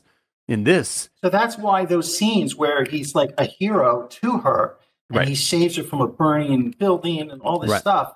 It's so fantastical, but maybe it didn't work. But certainly was the intention of the writer. Yeah, that's it, because that's very interesting. Because what's wonderful in Taxi Driver is that he is not a hero, but he does heroic things, and that's why people want to write a story around him as if he's a hero, right? But in this, like, Pupkin wants, like, he treats everybody around him as a step towards his own gratification, and there are no people in his world. There is only servants who owe him something, and he and throughout the entire movie, like, as it progresses, we'll talk about it, into kidnapping Jerry and all this other stuff. Like, what's really upsetting about the movie is that at any point, like, I would utterly believe that he just flips out and stabs Jerry to death. Like, I would have been like, yep, well, I saw that coming. You know, like, if Sandra Bernhard had, you know, like, whipped herself up into a frenzy and then cut Jerry's throat, it would have been totally believable. Yeah. These people are wildly unstable, and their entire goal is to define themselves through others. Illusions too. Yeah. They have illusions of reality. So, just to keep going on this, he decides to, instead of calling the office to make an appointment to do a show, he goes straight to the office. Oh, this stuff is brutal. This stuff is so hard. Hard. It's just awkward. It's just brutal. Yeah. Yeah, it's like going to Jerry's, business. And what's interesting is like that all that shit is 100% realistic. Oh Like, yeah. Oh yeah. all that stuff is. Yeah, because especially because he's acting strange, right? Yes. And he's acting rehearsed, which is also strange, right? So he's planned this, he knows what to do, he's got every answer is in his mind because he's thought about this every night forever. Obsessively, right? Everyone else who's acting this, they are very realistic people because they don't even seem like actors. Yeah, and the whole mechanism that you see in the movie is like this is exactly how it works. This whole stuff. What? Who are you? Yeah, exactly. What the fuck are you doing? Rupert Pumpkin. Well, often the funniest too. It's like everyone gets the name slightly wrong. Yeah. It's Pumpkin. Mr. Pumpkin's here. Mr. Pumpkin. Pumpkin. So it's Pumpkin. Pumpkin, and he says it as Pumpkin. Pupkin. He always finishes often mispronounced and misspelled. Often misspelled and often mispronounced. Like every line from him is violence. Like it's all this fucking completely. What's the like when you repress your anger and pretend to be polite. Right. Like, it's just brutal all the time. He's just like, every line could be replaced with, get the fuck out of my way. I need to go. I need to talk to Jerry. I need to talk to Jerry. I'm gonna talk to Jerry. And it'd be so much more honest if he said that. Like, I don't want to fucking talk to lackeys. Get me Jerry. Right. Yeah, it's very condescending. It's brutal. He is a terrible person. Rupert Pupkin is the worst of us. And like I said, I have been him. And the movie is brutal about making you associate with him. Like, where you just go, fuck. Very, very, very, very awkward. Yes, indeed. Chris, you felt very. You've seen it before, though. Me? Yeah. Yeah, I have seen it before, but it's been years. It's been years. I saw it very differently now, and I think you're absolutely right that it's like because of what the situation we're in now with obsession with celebrity. Listen, come on, for God's sakes. We elected a person who's obsessed with his own celebrity. Yeah. Like, it's like... That is his whole stigma is, love me, I'm famous. Yeah, that's it. So that's his business model.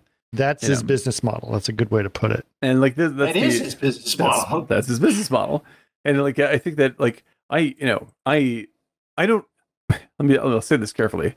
I don't hate Donald Trump because I don't know Donald Trump. I hate what Donald Trump represents and what his little cottage industry that he built around himself has done to very important institutions such as American government. Like, I think it's incredibly dangerous and very, very bad. And I would like him to stop influencing things in this way because it's bad for people and it's already gotten people killed. Right. And so, but I don't know the guy, so I can't say that I hate him. I've never met him. You seem like very similar to him. You guys are very much. Oh yeah, it's the hair, obviously. It's the taste in clothes. He has a Kroll shirt just like this. I don't know if you saw that press conference, but it's the same. Yeah. Yep. And but yeah, like this is he tapped I've got into a trophy wife just like he does. Exactly. Like he tapped into the same Pupkinism of people wanting definition through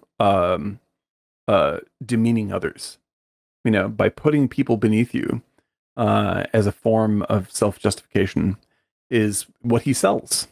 And the more you do it, the better you feel. And that's what he does as a business, and it's extremely successful. So when people say that he's dumb, I'm like, the guy became president of the United States with this bullshit. It's pretty amazing. Like, yeah, he is quite obviously not dumb. Like, he outwitted us deftly. Right. And psychopaths aren't dumb. Yeah, he's likely a psychopath, and he's certainly a very, very very shrewdly understood the desperation that we have for validation. Oh, which he capitalized on. Yeah, exactly. Like, here's a world in which it seems so easily like people get famous for seemingly no reason, and this that we treat each other with no actual interest or respect. That is fucking that's a warm place beneath the refrigerator for the kind of fungus like him to grow, and that's what happened, And so like anytime I see this movie, I see aspects of my own desperation in Pupkin. Like it makes me feel like shit. You wanna get to the top right away. I get it. Yeah, you don't want to have to work for it. Yeah, like Eric doesn't want to work for it either. I can tell. Well, it's like no, it's because we all want I have certainly online in my angrier moments used other people as platforms to justify myself wholesale. I think everyone else has done this on Earth, but it's cruel, and you're abusing you're abusing actual people for your own benefit when you do this, and so I try not to do that anymore. But it's hard when you get mad. And you see that in Rupert Pupkin, who's fucking insanely mad at everybody all the time for not recognizing his value.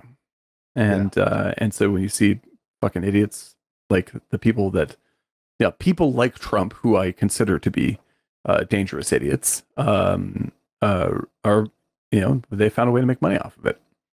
Yeah, absolutely. Okay.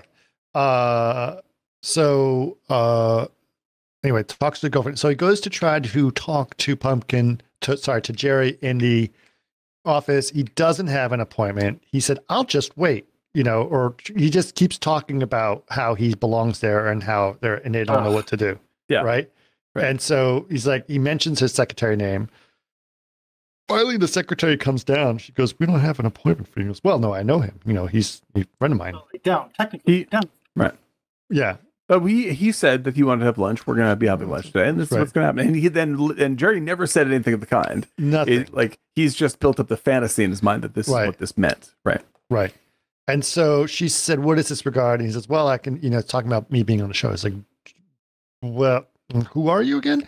That's the whole thing. And so finally, she says, "Do you have a tape?" Yeah.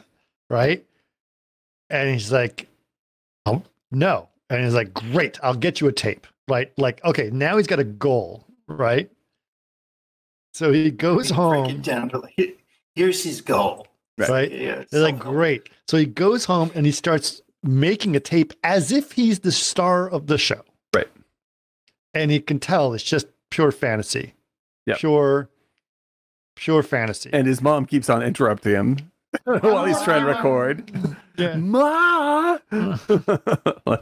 I can't get enough of that performance. This is my favorite fucking thing in the movie. I'm trying, and like watching De Niro's face as he's trying to get his mother's voice out of his mind. Right. He's and he's so fucking manic and plugged in. Like it's an incredible performance. Pupkin is one of the great characters ever put to film, in my opinion. Like he is so fucking committed to this hideously unlikable, desperate person. And it's gold. It's pure gold. Yep, indeed. Okay. You all right, Chris? Yeah. Sorry, I'm catching up on stuff. Okay. So he goes to try to record the thing. I forgot the exact order of events, but then he goes back with the tape, right?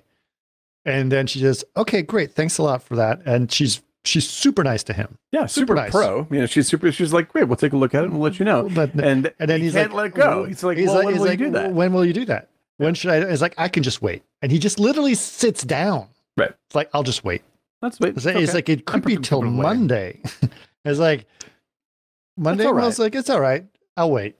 And then it's like, and it's like, "I tell you what, 4:00 tomorrow, come by. We'll listen to it by 4:00. We'll give you 4:00. Like, really? 4:00. 4:00. Okay. Great. Let's do it 4:00. See, 4:00. Right. Oh, and she's not doing this to get him out of her hair just yet. Like she's like, she actually listens to the tape. Like, right. She really does. And when he shows up again, she's like, "Listen to your tape." What, did Jerry listen to it? Yeah. It's just like, and she's like, "Listen, like, we think this needs work. You have some good timing. And, I think that there's some jokes that you could probably do without.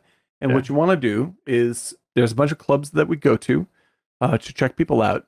Start working those clubs. Let us know when you're getting work, and we'll send someone down to look. Like this is like way above and beyond the Call of Duty right here. Right. That's Like right. she does not have to say any of this she's stuff. freaking Johnny Carson's secretary, right? Like Does not have and to say this is some guy off the street. Right. Right. Like she's cutting him some slack. You know, the guy's very, you know, he's really pushing. And so she's like, here's what you got to do. Thanks very much. And then he says, and Scorsese says he loves this line too, is when he says, do you speak for Jerry? Right. And and she's like, yes, I do. Well, forgive me. I don't want this to come across as personal, but I do not think that your judgment is clear in this. You know, just starts like saying like, I'm just dismissing her. This is where the onion's peeling back. He's really crazy. Yeah. It's scary. So, and then she's like, after she gave so much, like she gave it her all to be polite, and now he's just like insulting her. Yeah. You're a fucking idiot. Get out of my way. Is what he's actually saying. Right. I don't want to talk to you know, someone who's beneath me. Get me Jerry. Right. Right. So I can put Jerry beneath me also. Right. Like it's his goal. Like that is the goal he would never admit to himself, is that he doesn't like Jerry either. Like, right. He just wants to put Jerry under his shoe. Right. And you can see this in like my very favorite fantasy is the marriage fantasy. Which one was that? When he's on the show, he's on Jerry's show, and Jerry's like, well, you know, this is a wonderful moment. We're actually going to have you marry your high school sweetheart here on the air on the show, right? And they and it says that them together, and the entire sermon at this wedding is run by Pupkin's high school principal, right? I never liked you, and who he hates, and here this guy is saying like, Rupert, we were all wrong about you, all of us, everyone out here, and we just want to say we're sorry for all the things we didn't recognize, all the greatness we didn't recognize in you, right? You know, and just like, God, this fucking guy, like this is it. This is his dream. His dream is that everyone hated him in high school. Yeah, make everybody pay. I will make everybody pay. They all owe me. My mother owes me, and everybody else owes me. And you don't know how wonderful I am. So I'll prove it to you by treating you all as if you're beneath me. And that is what's actually happening for him. Right. And the thing is, like, I had discussion with a friend of mine who was saying that they look forward to, but like, wouldn't it be great to win an Academy Award, because then you can really show them. And I was like, what? Show who?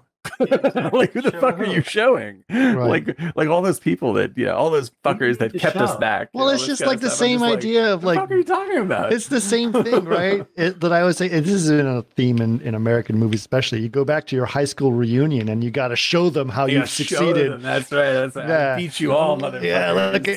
Look at that. The nerdy kid now. He's fucking Bill Gates. Shit. Nobody owes you anything. No. Forget about it. Look at that popular guy in high school. He's just as dumb as he was in high school. Yeah, exactly. You know, and I'm just like, this is, I mean, I think it's meant like, I don't mean to hammer on anybody, but it's like, that's a very common fantasy that is promoted in Hollywood. Yeah. Like, it's of just like, and then you can really show, you know, that they all those people that wouldn't back your play and blah, blah, blah. Every single, like, think about it. Every single time you hear high school reunion, it's all about, that's what it's about. What have I done? The whole point of going to high school reunion is to rub things in people's face, or to cower in your failure. Yeah. That's it. And the thing is, like, there's nothing positive about this. This is simply egoic, you know. And like, there's like, who gives a shit? It doesn't make any difference. Why don't you just get together and say, we're all a bunch of fuck ups. Who cares? Let's drink. Like, that's a positive thing to do. Just like, we're all fucking losers and idiots, and, you know, we're half our lives we've messed up. That's true for everybody. So why don't we just relax?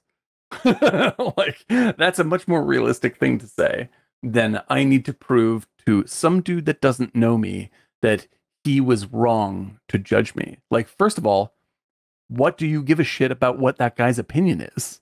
Like, why would you care? And I say this as if I haven't felt this way. Of course I've felt this way. Like, wouldn't it be great to really show that motherfucker? As if it is, like, why would I want someone who I don't respect to respect me? Like, what does that even mean? Like, I don't respect them. Who was this guy, by the way? No, it's just, this is a general story about folks that I have known. But it's like but I have made this mistake myself in my younger years, and I hope to never make it again. And movies like this remind me. Going after Paul Simon? I know. I'll tell you, my the closest I've come to Rupert. I'm going to show you, Paul Simon, that I can succeed. Yeah. I'm going to throw you down the stairs at Carnegie Hall. Like, guys, I just want to clarify for that. I'm not proud of that, but at the same time, none of this is. That's what I'm saying. Like, but the point is, I was completely out of my mind drunk. I came very close. I came very close to stalking Bradley Cooper. No, even right now, Bradley Cooper, Bradley Whitford. I was Bradley Whitford. You don't even remember his name? Aerosmith? No, I just misspoke. Yeah, of Aerosmith? Bradley Whitford. Yeah, who is from The West Wing. He's a very good actor. He's in what's it called? Oh shoot! And you recognize him instantly. He's a really good actor and a charming character actor. I happen to I won't say what the bar is. I'm living under his porch. I'm living I'm broadcasting from beneath his bedroom right now, and he doesn't know. And I'm going to surprise him in a minute. But no, I happen to go to a bar that he goes to, which I will not name. And he sat down next to me at the bar, and we were sort of like chit chatting, and I recognized like who I was talking to, and like I didn't bring anything up about anything. I was just like blah blah blah blah, chit chatting away, and. The next two times I went to that bar, I sat at the bar hoping to find Bradley Whitford there. And I recognized, I was like, what the fuck am I doing? Like, this is getting weird, dude. Like, you don't want to just fucking start like, maybe if I just show up outside of his house. Like what the fuck? It's and like the assumption that first of all, that I needed anything from this dude that I don't know, which I hope I don't. I don't know who he is. You'd recognize him for The West Wing, famous from The West Wing. That's it. But or all the photos of him all behind me. I don't know. But the mannequin I had sculpted behind me. Exactly. I'd be horrified that's if who you he never is. heard this. But like, I love him as an actor. He's a wonderful actor. And I was so sort of it was such a rush to just randomly talk to this guy. I love him. He's a great dancer. It's a wonderful. It's really like for his age, he's in incredible shape. I'm just saying. I'm just saying, when he's at the gym and he's working out, it just struck he me. looks great. Like, but I don't go to the same gym. It struck me. I'm like, I'm not even a giant fan of this bar. I just came here to sit down to see if I could talk to that guy again, as if he owed me anything. Like, that's Rupert Pupkin, man. Like, what was I doing? What was really funny, I was at the firehouse with Remy. Remember Remy? Oh yeah, I love Remy.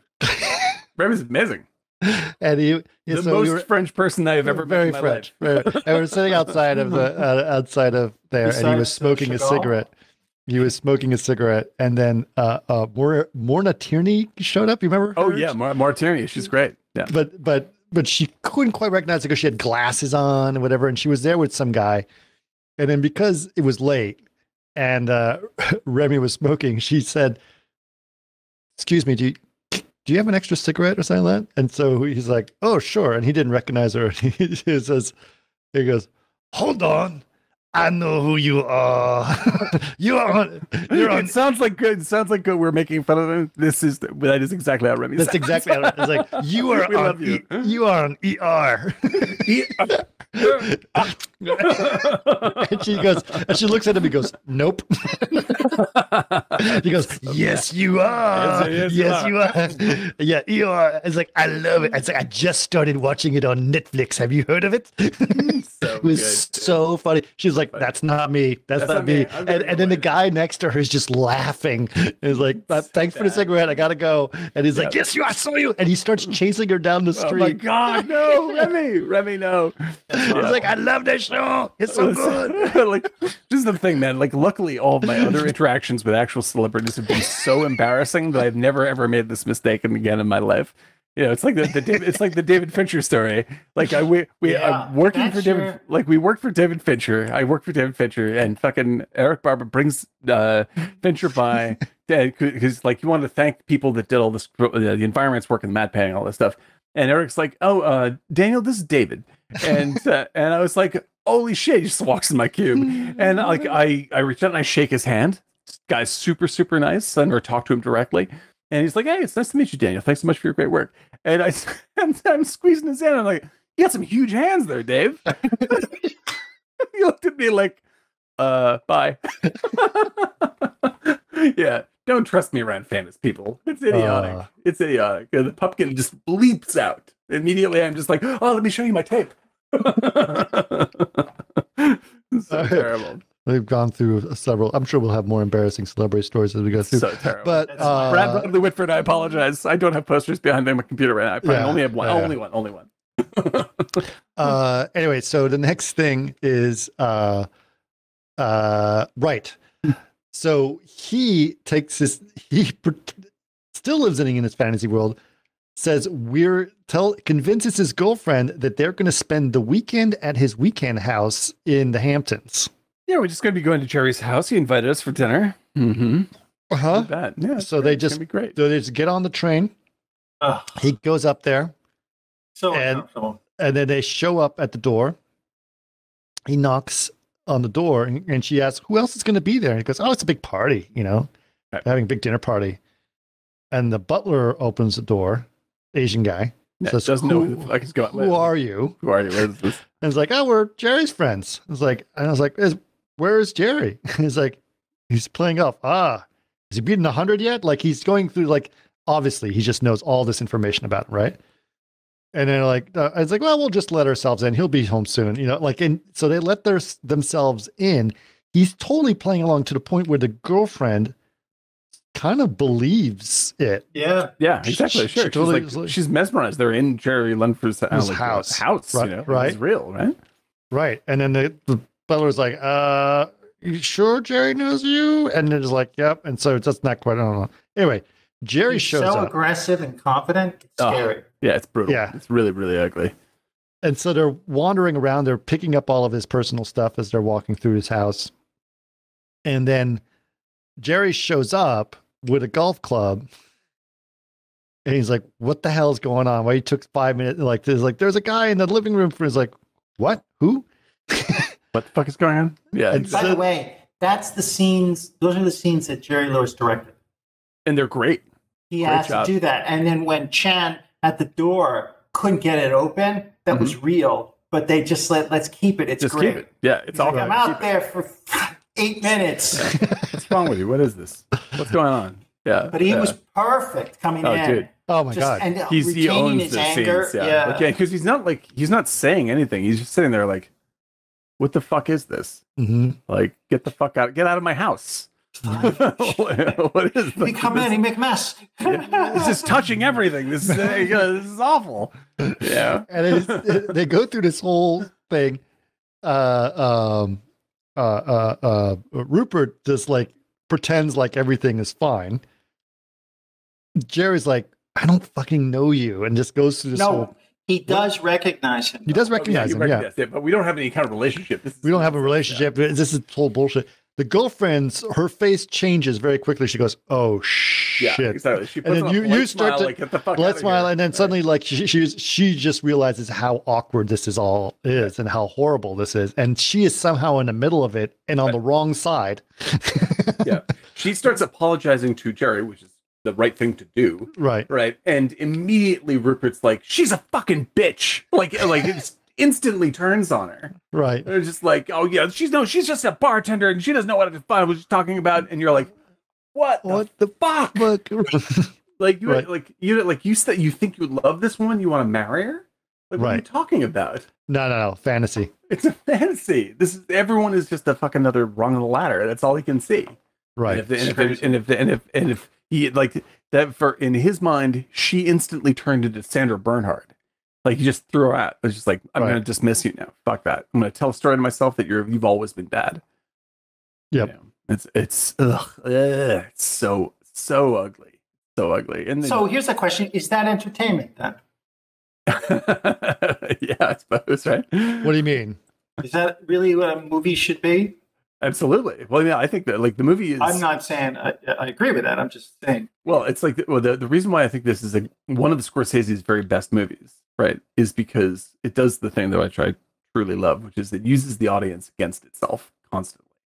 You know, it's not only making you relate to Rupert Pupkin and pointing out like this, we all do this, but it's also putting you in this constant uncomfortable position that you want relief from through any means necessary.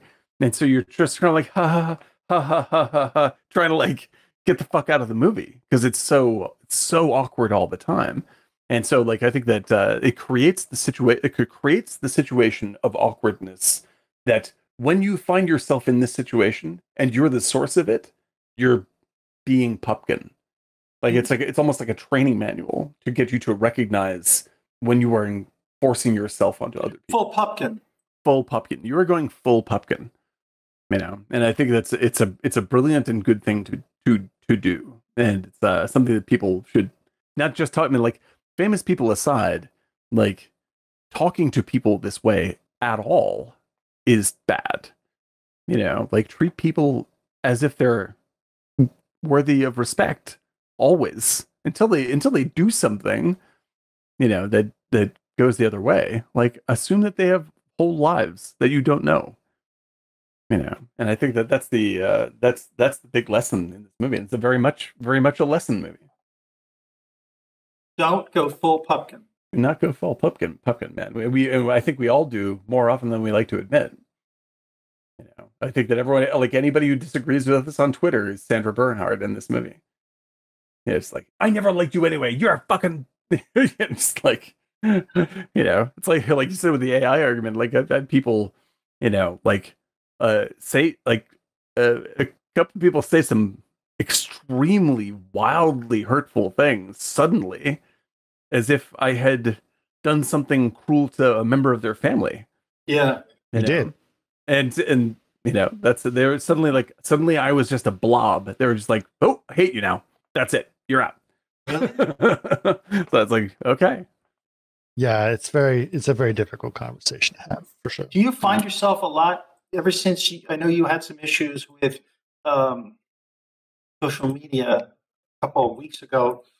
Do you find yourself pulling back? Me? Yeah. Pulling back? I tell you what, it's very hard for me. Basically, what I try to do on social media, especially Facebook these days, Facebook has been toxic. But I try to go to social media just to scan things I need to make sure I'm caught up on, and then try to filter out visually anything that's get out. Yeah. And then just get out. Yeah. Because it's like I just want to make sure I didn't miss something that I need to pay attention to, and then get out because it's horrible. Facebook is horrible right now. Really? Yeah. Yeah. Yeah, it's really bad. Yeah, Twitter is bad too, but I think the thing about Facebook is people going on giant rants about things that are more passionate about. And the other thing that has been bothering me on social media specifically is this illusionary vision of, you know, whatever, like of their lives. Like it's complete fantasy world of their lives. Sure. Right. And they're putting it out there when I was like, it's just not reality. Right. That is Pupkinism. Right. Like, like Rupert is constantly like just when he's ranting to Bernhard, like, you know, nothing, you never helped me at all. You never helped me. Like I lent you money and I have rent to pay. He doesn't have rent to pay. Right. Yeah. Like he does not, it's not like he has his own fucking house. He's literally living in his mom's basement. But he's creating this complete illusory world. Yeah, for his own ego purposes, and that's what happens. And so that's another thing that bothers me is like there's a couple people that are definitely posting some funny stuff about the reality of their lives in there, and that's funny, and I'll take that. But it's just like, look at me and all my friends and all these fabulous meals and our day at the beach, and I'm like, why do I need to see a picture of you at the beach? Well, and the thing is, it's like, and regardless of what I think of someone, like whatever someone is putting out there, like it's unhealthy to do that yourself. Like, because we talked about this with Blonde, right? Like that's what Blonde is criticizing. It's like putting out this false version of yourself simply so you can have the egoic success that you desperately need but don't have. Right. And the bigger the distance between your reality, your emotional reality and your physical reality, and the projected fantasy image of yourself, the more that's a register of how much pain you're in.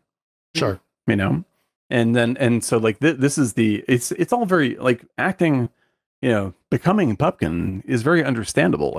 Everyone falls prey to this at some point.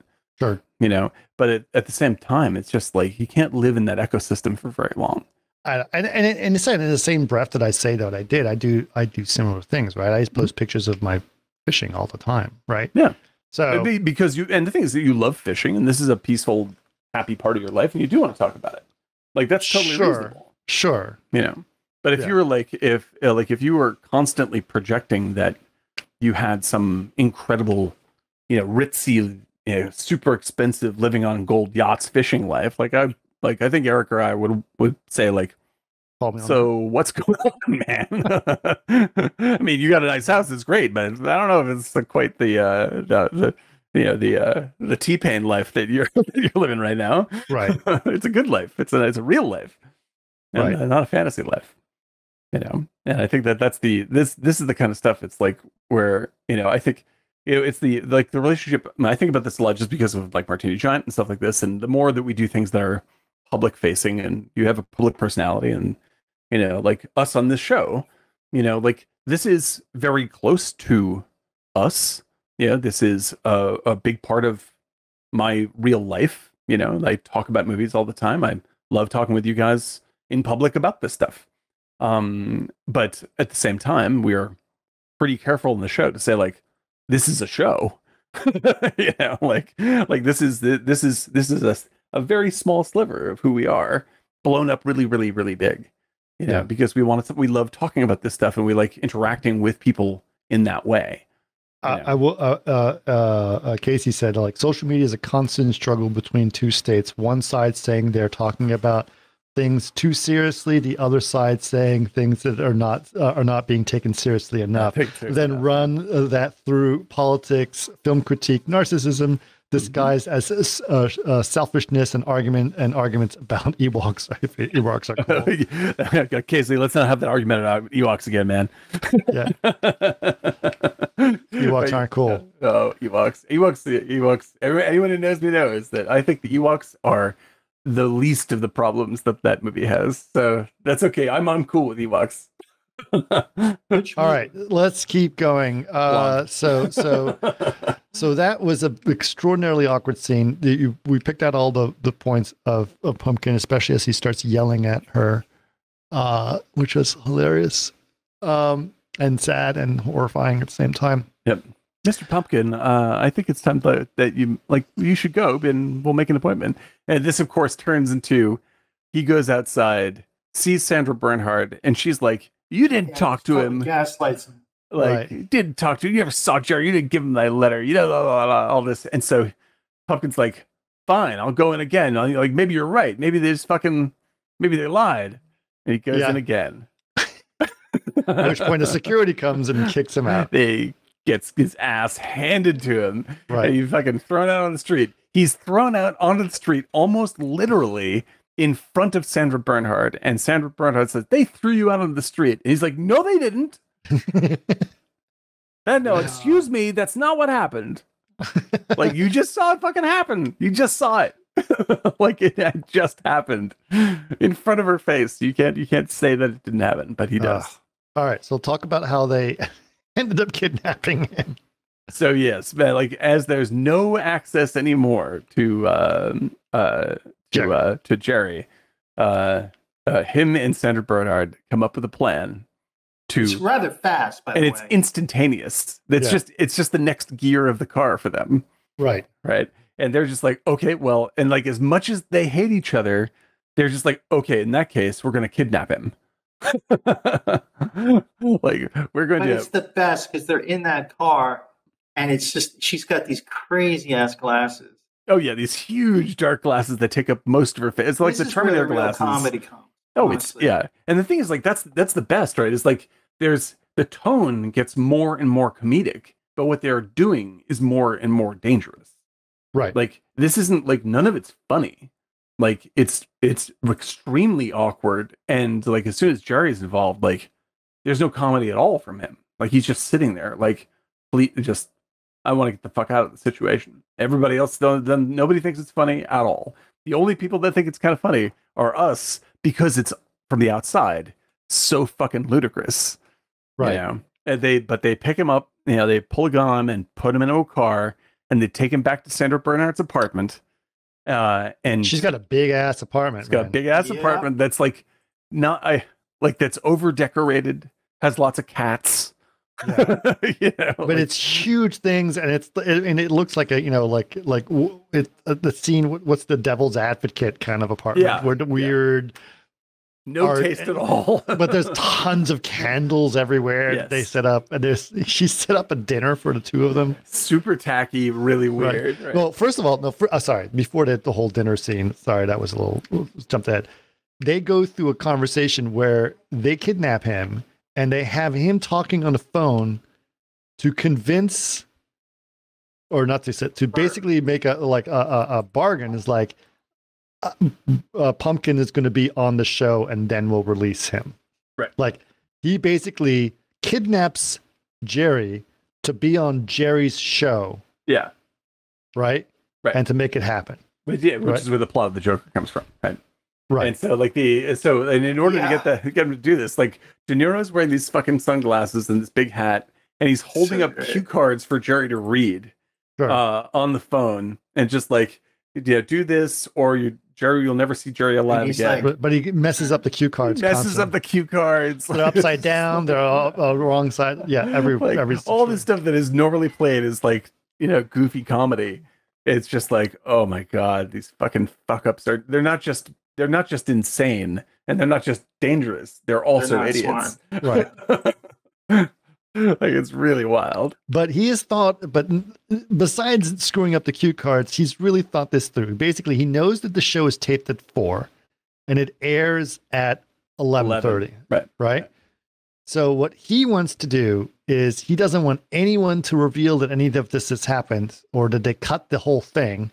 So he wants the audience to stay there till 11 so that he is guaranteed that it's going to go on the air. Yes. Right. Right. So he does. We got to hold on to Jerry until it actually shows.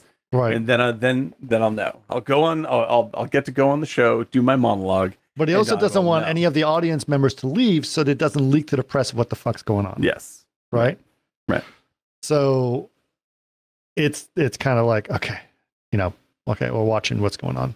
So he's basically taking everybody hostage. He's taking everybody hostage. Right. Some people are like, this is ridiculous. And it was like, what's it going to hurt to take over one show? Right. Part of it. Right. The attorney says that. Yeah. Like, what are we going to do? Like, I mean, this is the fucking guy's life, right. We're worried about how the show looks and he's going to get shot. He's on every night, this guy. And so one of the lines that Pumpkin says is better to be a king for a day than a schmuck for the whole rest of your life, for your whole life. Yes. And this is my favorite bit, right? Is like he finally gets it his way, right? Mm-hmm. And it's very cleverly done because like they lead all the way up to him getting on the show, and Tony Randall comes out and introduces him, right? And they show Tony Randall being kind of like a prickly dick off screen. Like, and then he comes out. Who the fuck is this guy? Yeah, exactly. And then he comes out and does his Tony Randall thing, right? And introduces Rupert. And then before Rupert can start his monologue, it cuts away, right? And then it shows how it plays out as they wait for the actual broadcast. Right. So you never actually see the monologue. And so like the at that point, right? And the FBI is like, right, we're reading you your rights. You are under arrest. And Pumpkin's like, that's fine. It's okay. Yeah. And they start asking questions. So like, so are you one of the people that took Jerry, blah blah blah? And like he's just like, Yeah, yes, Jerry. I took Jerry, I kidnapped him, and and he will be killed if this doesn't go on the air. Like he's just saying this to the cops. Right. Like he's not trying to get out of it. I'll He's put just you in like, hair and makeup. Want me to put you in hair and makeup? Put a little color in his face. yeah, I like to put a little color in his face. But just to know, there was the reason why you never saw Jerry Langford's saying a joke on the show is because they didn't want a standard of comedy set. Right. That's a good point. Yeah, that makes sense. Right. And so like Or a reference point. What is funny. Right. And so like he gets what he wants. And meanwhile, Sandra Bernhard, like left alone with Jerry, is like her mind is spinning more and more of a tale as to what this relationship is. Like, and by the way, we should note that Pumpkin put tape on his mouth and then taped him entirely. Like these only the top of his head is sticking out. The rest of him is mummified, taped to a chair, like completely taped, completely taped, like a mummy. And so he can't do anything. He's just literally locked to a chair by duct tape. Right. And then Sandra Bernhard has all these candles, and she set up like this romantic dinner for the two of them, and she just starts going on this like deeper and deeper into this. Like I just want to get crazy. I just want to get crazy. This is real. I feel like I could tell you like everything. I feel like I can tell you everything. And he has tape over his mouth. And he's taped to a chair. I just want to be black. Right. That's her kind of show was like that. She used to do comedy, but she also did kind of like a downtown review type shows. Sure. The singing and stuff. Yeah. And she was awesome. I actually when I lived in West Village, I lived on 10th and Bleecker. She lived, but it was really between 7th and Bleecker, but there was 4th right there, the little nugget of 4th starting. She lived 2 blocks away. And so sometimes I would see her, walking around. And I think it was Liquid Kitty was the bar. Mm-hmm. But I Liquid remember Kitty is in LA. Yeah, there was a lesbian bar that was like really famous. And you're talking about Pandora's Box? No, Henrietta Hudson was around there. But the point is, I saw her on the street once with this gorgeous Indian girl kissing. I was like, but she was kissing. I was like, man, it was like magic hour. And I was walking to a newsstand. I was like, I wanted it because I love King of Comedy so much. It was just, I was like, I'll keep walking. I'm not gonna pull a Dan Thron. Yeah, I wasn't gonna pull a Dan Thron. I'm just gonna follow her to a bar and hope that she goes there right now. I think what's funny is the irony of you trying to interrupt her during that moment. Yep. To talk to her. I just want to talk to you about King of Comedy. Listen, I hope this. I loved your performance. I thought it was amazing. Like, oh my god! It's like I would love to kidnap you, and you're help me out here. I'm kind of busy. It's amazing, dude. But yeah, so like Bernhard's like she is like spinning out of control. Like she thinks she's in a romantic scene. She's taking her dress off. She's just like, we're just gonna get crazy. I'm gonna, and like she's like, would you just clear off the table and make love right here? Right. And he's taped to a chair, like completely to a fucking chair. Right. And finally, she like teases the tape off of his mouth and just like let's get to business. And she's like, we're gonna do this. And he's like, well, take the tape off then. Right. And she's like, you want me to take the tape off? Like thinking that he wants to go through with this. Right. And of course, she takes the tape off and he grabs the gun, which is, he finds out is fake. Right. And the joke of it all. Fucking just like takes off all the shit and fucking punches her and leaves. So apparently he wanted to, in the scene, that he was saying the only way it could be real is if I strangle her or something on the glass table where the dinner was. Oh, right. Like to beat her up and strangle her on the table right there. And she's like, I don't feel comfortable with that. You're more like a father figure. And I'm obsessed, so, Scorsese kind of stuck in and kind of came in and said, look, just, you're threatening enough. You just approach her, corner her against the wall. And she's Scorsese's like, what are you going to do? What are you going to do? He could either kiss her or smack her. And he smacks her like, Rhett Butler does from Gone with the Wind, you know? Like he smacks, he hits it pretty hard. And the thing is, like, why Scorsese's completely right. And the thing is that, like, if Jerry had gotten vengeance like that, like then it throws He's off. no different. Then he's no different, right? And like then it was just more like, of a shame on you slap. Yeah, like and he smacks her and she falls to the ground. Like it's violent and it makes you like you're just like that's nasty. Like that's suddenly very cruel in the context of this comedy. Like it feels out of place, but at the same time, it also shows that he's fucking fearing for his life. Like he's like she could have cut my fucking throat. Like, were you nuts? This is bad news. So like it's a great way to snap you out of the because she's not the only one who's living in a fantasy. Like we are living in a fantasy because we are treating it like a comedy. When this is not a comedy to him. Like this is absolutely fucking dangerous. Yeah. And so like it's a great moment that's very shocking and it wakes you up out of the scene. And I think it's a really terrific thing for Scorsese. And then she's running down the street. She has a great figure there. I fell in love with her on that. I was like, God, she's so beautiful. Yeah. And I know people are like, oh, she's so ugly. But like, no, she's an interesting looking person for sure. I mean, she's not traditionally beautiful, but she's beautiful. She was beautiful. Yeah. And I think that Charlotte Gainsbourg is beautiful. Absolutely. Yeah. Totally she's stunning. Yeah. Totally and I've received flack for that, but that's fine.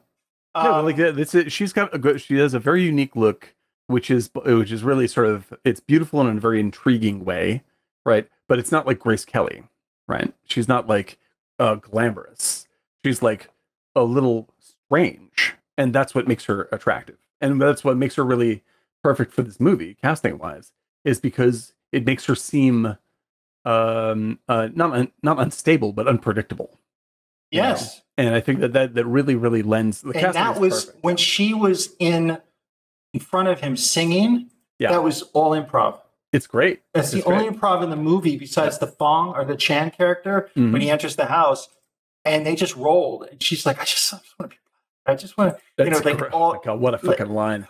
That's from her like stage show. I just want to be Tina Turner, and she goes like this. You're like, what? What are you doing? What is happening for you? You know? And so like so all that falls apart. You see Jerry like just stalking down, picking the last bits of tape off of them, and then the show comes on, right?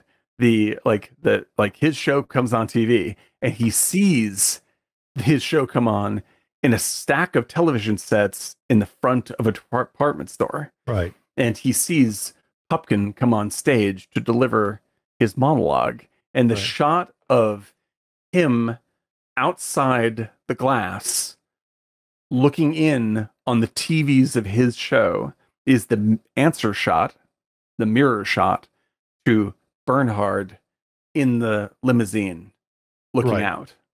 Like these two images together are the entire movie, and it's like, it's so beautifully staged. It's one of my favorite gags from Scorsese. And like, he is destroyed and complete. Like you see, Jerry is destroyed and he's outside of his own world now. Like he is now outside the limousine. Right. And so then you have the FBI is forced to take Pupkin, because he won't tell where Jerry is forced to take Pupkin where he wants to go. And where does Pupkin want to go? To the bar. To the bar where the girl he was trying to seduce was, his high school friend / semi-girlfriend. And he's going to go in there, and he fucking climbs on the bar, even though nobody wants him to change the channel. He changes the channel and makes them all watch his monologue. And just to fucking show them. Like, I'm going to show you, you bitch. Look at what you missed out on. That's what he's doing. Right. Right. And then you get to see on a close-up television screen his entire monologue. And the monologue is brilliant because it tells you everything of why everything is wrong for him. Like, I grew up in Jersey. My parents were both alcoholics. They beat me. My father beat me harder. I became an alcoholic myself, most likely. And I realized that even just to have one moment of being recognized as a person by anyone in the outside world was worth anything that I had to do. That's the sum up of what he says in his But he monologue. says it in a very All jokes. vaudevillian way. Right. All jokes. And I can't even say all the jokes are bad. Some of them are kind of funny, but they all feel like they're going to go off into a bad territory. Like, all of the jokes feel like, haha, what? And it gets weirder. Topics get weirder, and they make less and less sense until he's like saying, and like, my father was beating me so hard, I was throwing up, and you're like, we have left Joketown. Joketown, USA. And he doesn't realize that all these jokes he's telling are the joke of his life. Right. And he's forcing everyone to appreciate what a genius he is, and instead what we're seeing is how sad and pathetic. Yeah, but here's the deal. He had to pay his dues. And Jerry covers that very early. And he's like, you start at the clubs. I know it's an old thing, but you got to start at the bottom. Yeah, well, it's like, yeah, exactly. You got to start at Roto. That's an old Groucho Marx thing. But start at Roto and work your way up. You'll be supervising. The movie very honestly shows you that you don't have to do that, because Rupert goes to jail. We find out he's in there for 5 years. Hold on, Gets out into. Hold on. Yeah. Is that real or in his mind? We don't know. We do not know. Like, certainly I've seen shit like that be real in real life, so it's plausible that it's real. Yeah. And so it could be a fantasy. We don't know. He leaves it to the audience to answer whether what the ending is true or not. But what is said is that he is out in 2 years for good behavior and gets a book deal, and he makes $1 million on that, and then he ends up with a show just like Jerry's, only now that's popular. And now he is living the dream that he always wanted to live. And because they don't say it's a fantasy, we go, wait a minute. Don't you? Now that's the big question. Because when they keep saying Rupert Pupkin, ladies and gentlemen. Rupert Pupkin. Yes. So, ladies and gentlemen, Rupert Pupkin. It has elements of fantasy. But it is certainly very plausible. Like look at, say, for instance, the Kardashians, who, as far as I know, don't do anything. Well, their mom certainly built an empire. They did. For sure. They did they built an empire, a very successful empire, out of doing nothing at all. Well, they've contributed a lot to culture. Obviously, yes. I mean, and the thing is, I've never seen the show. I'm sure it's very entertaining. But they have contributed a lot to culture. Yes, for good or for ill. Yeah, but there's culture. Yes. I don't have anything. I've never seen the show. I don't have anything bad to say. But certainly there are many, many examples of people getting book deals for being bad people and becoming quite famous off of it. Yeah, like Octomom. Exactly. That's a lifestyle, man. That endangers not only your life, but the people that you're creating. Whatever. But there's a certain insanity, I think, going on. I saw this thing when I work out, and Dan, we've talked about this. I got to work out. I got to stay body beautiful. And that's my regimen. Well, that's you and Bradley Whitford, I'm just saying. That's why that's why I'm doing this. And I just watch YouTube when I work out. So it's a total rabbit hole. That's why I make a separate page for you guys to see stuff, because I just hit stuff with my sweaty paws. Yeah. And, what's this? Today I watched Dio live 1985. Yeah, now we're talking. Right? But it seems like you do that to just get it out of your system. It's like, here's 17 links of things placed in random places. You know what, Chris? I'm not going to do it anymore. No, but I'm trying to save you. I want to try to save you. I'm trying to save you from that, because it feels like you're like, what am I going to do with this link here? You have to have it. I want those links. I want that information, but you just can't just randomly place it everywhere. It feels like you're getting it out of your system. Group it for us to keep. Yes, it needs to stay in a place and stay organized. That's what I'm trying to do. I'm trying to have just those. Look at them and make your own mind up. Keep it. But I can't keep up. It's too much. It's too much. Your creativity is overwhelming. It's not Chris, you're trying to capture sunwise. That's the way. Okay, so anyway, I'm watching this thing. Let me get back to the story when I was working out. Yeah, all right. Yeah, but I hit this thing, and it was about this woman, young girl. I thought she was pretty, She was pretty blonde-ish. And she lived in LA, but then she moved up north. You probably heard this case. It was 2016. So she goes out jogging and then she disappears. So her husband goes nuts. Then 4 weeks later, she shows up naked with a brand on her back. Oh, God. Oh, boy. Tied up naked on a road. And then she said, 2 Hispanic women kidnapped me. That was 4 years ago, pandemic, everything. Then this was a follow-up in May, this past May. And you see the police footage of the room. She comes in with her husband. The FBI is like, look, we got the DNA that's on your body. It's actually your ex-boyfriend. So could you explain what went on? So she just stayed at her ex-boyfriend's home for 4 weeks. And in order to make it legitimate, he bought a brand at a cattle thing store and branded her back and then made the whole story. And I'm thinking, I love about that story. Like, she's like, you know what's going to make it more plausible is if the women who did it are Hispanic. But think how stupid these people are. And she was totally confident, like, that's not true, all the way to the end. And the husband is just like, we're getting divorced. We're done. And he just leaves the interrogation room. But I was thinking, what person does this? Like, disappears for 4 weeks. And then, why do we want fame? Like, that's the real, come on, like, that's the question. Who's the guy who just got elected and lied about everything in his life? I've been talking to my wife about that, Nancy. I don't know if you guys met her, Nancy. And we were saying it's just unbelievable, the lies this guy, he says he's Jewish, but no, I meant Jewish.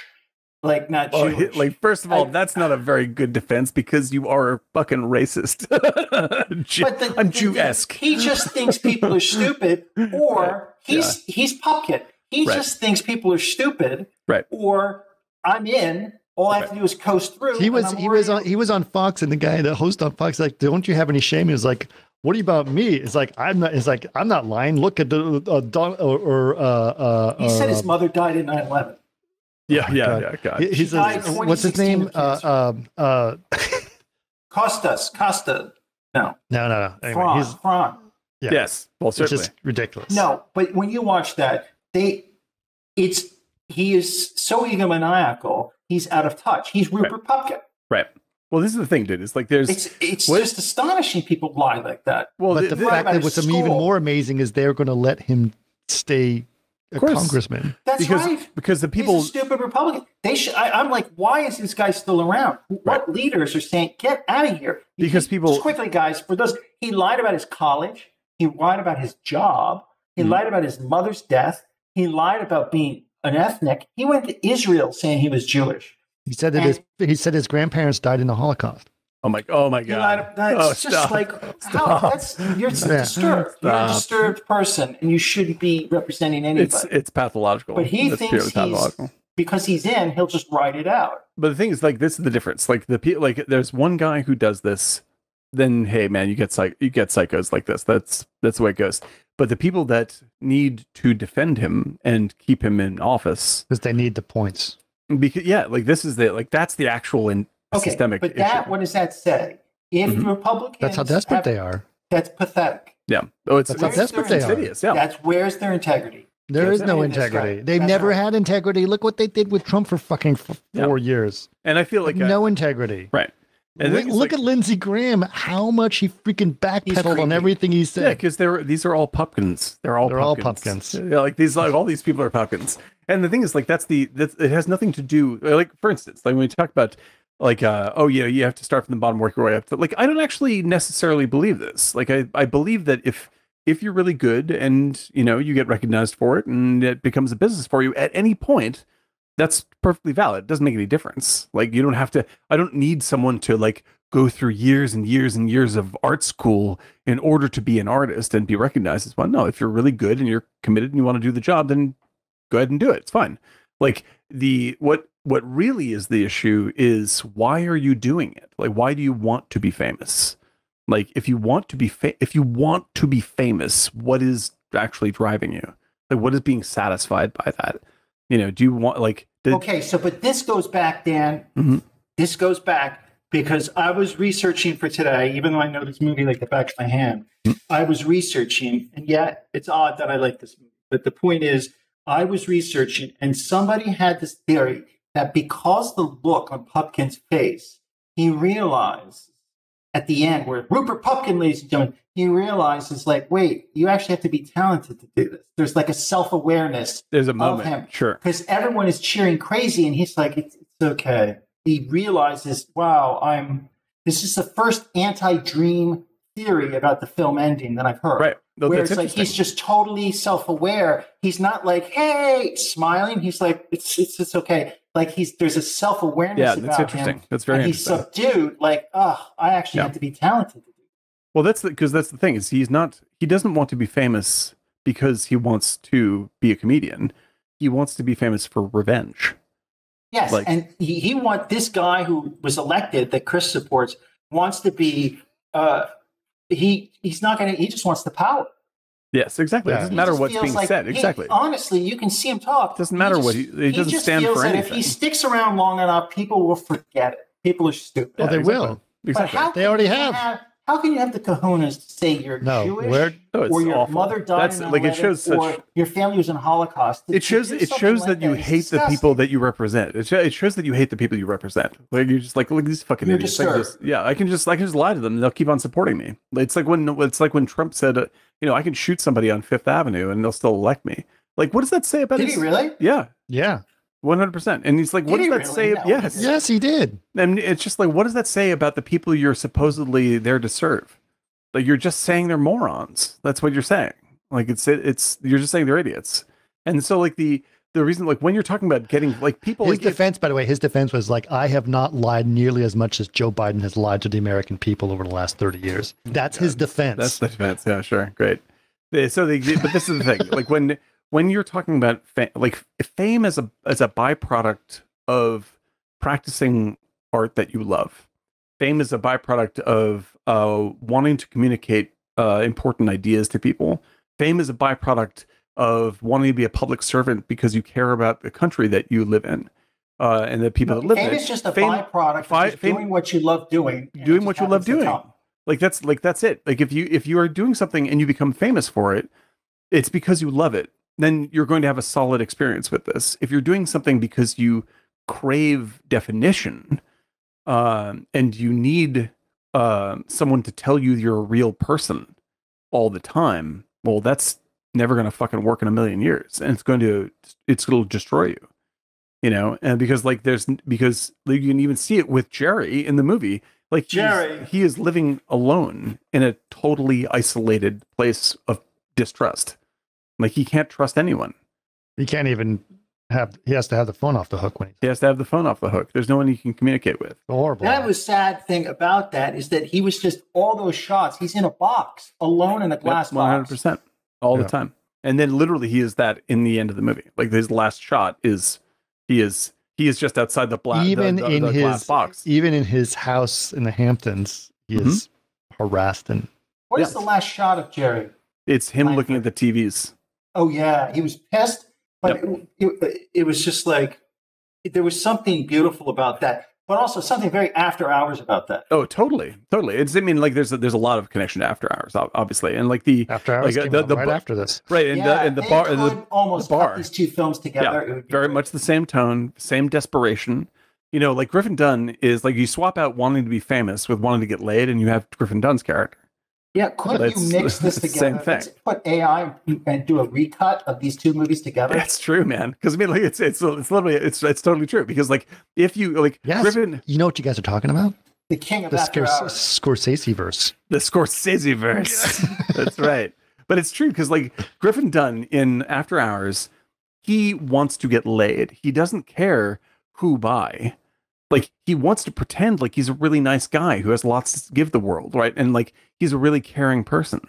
He's not. He wants to go get laid. That's it. And he's willing to fuck anybody who will give him the time of day. It's just a jerky podcaster type. It's like this is all he wants is this. And in Pupkin, all he wants is fame to prove that he's better than everyone. Like they're basically the same film. Like Griffin Dunne wants to dominate women so he can feel good about himself, and Pupkin wants to dominate everyone so he can feel like a human. And in both cases, these are completely empty journeys. Pure ego, pure ego. Pure ego on these guys. Yeah, and so like that's when I relate this movie to, say, social media. You know, it's like I'm asking myself when I go off on some giant rant, right? I start writing up a giant rant because I'm mad about something I read, which happens like fucking every single day. You know, I'm mad about something. Let me ask you a question. Why do you do that? Why do you have to? I'm not criticizing you. No, he doesn't actually post it. He writes it, but he doesn't post it. I write it and then I throw it away. I write it and then I delete it. And I do this because I was ruining my life. That would be a great book. Fuck it. No, I don't want any of it. Actually, like if it's about Star Wars, I tend to save them to my own Gmail. But like if like anything else, politics and all this kind of jazz, like I get all my anger out and then I ask myself, is there anything here I wanted to actually say, or did I just want revenge? You know, and most of the time I just wanted revenge. I don't want revenge. I just want to get even. Oh yeah, you just want the satisfaction of the other person knowing that you're correct. Yes. Yeah. And that's the way justice should be served. That's how justice should be served, obviously. Right. That's right. You know what I find for a second. You know what I find is a great kind of de-stressor is I go on mid-journey and just prompt. Yeah. Prompt away. But yeah, like it's like we said the last time. It was so telling when I saw so many people repost that quote. I think it's John Adams' quote that was, what is it? Mercy for the guilty is cruelty to the innocent. And people reposted this all the time. And I'm just like, if I rephrase that as to what it's really saying, which is mercilessness is good, it doesn't sound so good. Like mercilessness is a virtue. Doesn't sound like something you want to fucking post on Facebook. That sounds cruel, you know. And I think it's a great example of how people like turn something around in their head. Said, no, it's not really about me. It's about justice. No, it's about the fact that you're pissed and you want to hurt someone. Like that's actually what's going on for you. Like you want to define yourself against somebody else, so you feel better about yourself, and so you feel less small. And like this happened. I've done, you know, I've had that feeling a million times, and I've acted on it and felt bad about it. And it's something that when you watch a movie like this, I just go, "That's the problem in a nutshell, man." Like you're posting because you want to be, you want people to know that you are better than everybody else. And that's what if Rupert Pumpkin had lived in the world of the internet. Like, oh my God, he'd be a fucking ranting dope. That was my thing about the Joker. I liked the Joker. I thought it was shot well. It was beautiful, beautiful it's a good film. Sure. But I just was like, it just seemed like a carbon copy of some of the underlying intentions and everything of what's it called again? King of Comedy. Whereas there was an opportunity now that culture has changed so much and it's become more real life to really have a deeper kind of through line. Well, think about this. I mean, let's just talk about this for a second. Like, it's interesting that movie got made the way it did, because obviously it is trying to leverage everything about King of Comedy to make this film. And somehow it was like, well, you know what we're going to do?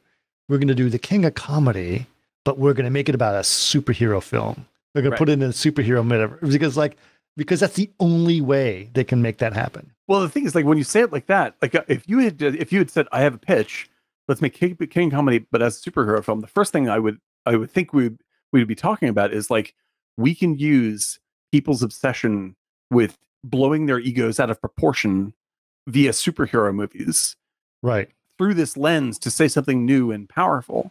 Right. That's what we'd be talking about. But instead, what they do is make a superhero movie. Like, like this is the problem with the Joker. I mean, again, you could make it so that, you know, someone kidnaps Kevin Feige at Comic-Con. Yeah, exactly, dude. Right. And so like the movie, the problem with the Joker for me is that, like, not that it's a bad movie. It isn't a bad movie. It's a perfectly entertaining movie. It's a good superhero movie, you know, but the problem in terms of it actually saying something meaningful is that it pities Rupert Pupkin. Yeah. Like, Rupert Pupkin is the fucking villain. He is the villain. He is who you don't want to be. Like, you can empathize with everything that created him, that's fine. But you don't celebrate him. He's not right. And in the end, it's just lost your audio for a second again. But one thing that I think is interesting is that you question whether you have empathy for him or not the whole time. You're constantly questioning it. So like the evidence. Nope, your audio is zipping in and out. I don't know what's happening. In a submarine. The evidence that I have empathy for is that the movie makes me scared and mad, like because I see things in myself that are Pumpkin-esque, and that is a critique of me, which is responsible. Really? Right. Like that's what makes the movie a work of art. Is because I look at this and I'm just like, oh fuck, I've done this. I've done very similar things to this, and I'm not, and I haven't always been aware that I've done it. And the movie allows me to see that in myself because it's exaggerating it so strongly. And it gives me a chance to work on that problem because I certainly am embarrassed that it's true. But it gives me an opportunity to see it before it happens. Right. And I think that's what Scorsese did brilliantly in all, and especially that period of film, Taxi Driver, Raging Bull, that kind of stuff, where you're just like, the reason why Raging Bull is brilliant is because against my will, I identify with Jake LaMotta, who is a ugly, brutal person.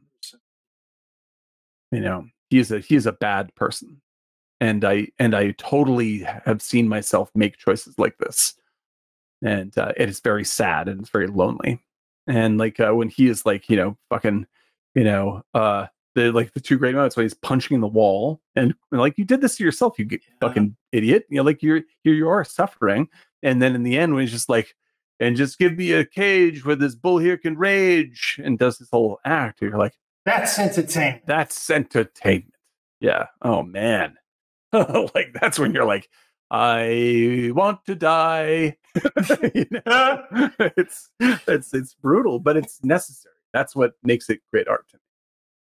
It's useful to me as an audience member to have that mirror held up to me, because like pretending I'm Captain America for 15 years, not so healthy.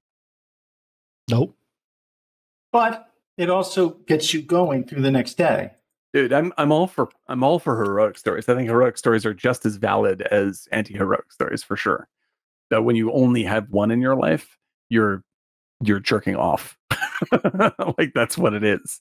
Like, I'm a good person, I'm Captain America. Like, you gotta watch some Taxi Driver right away, dude. Yeah. Like, you're probably not that good person all the Yeah. time. Huh. Yeah. As I rolled this bottle around in my hand. What is that, hot sauce? Yeah. There we go.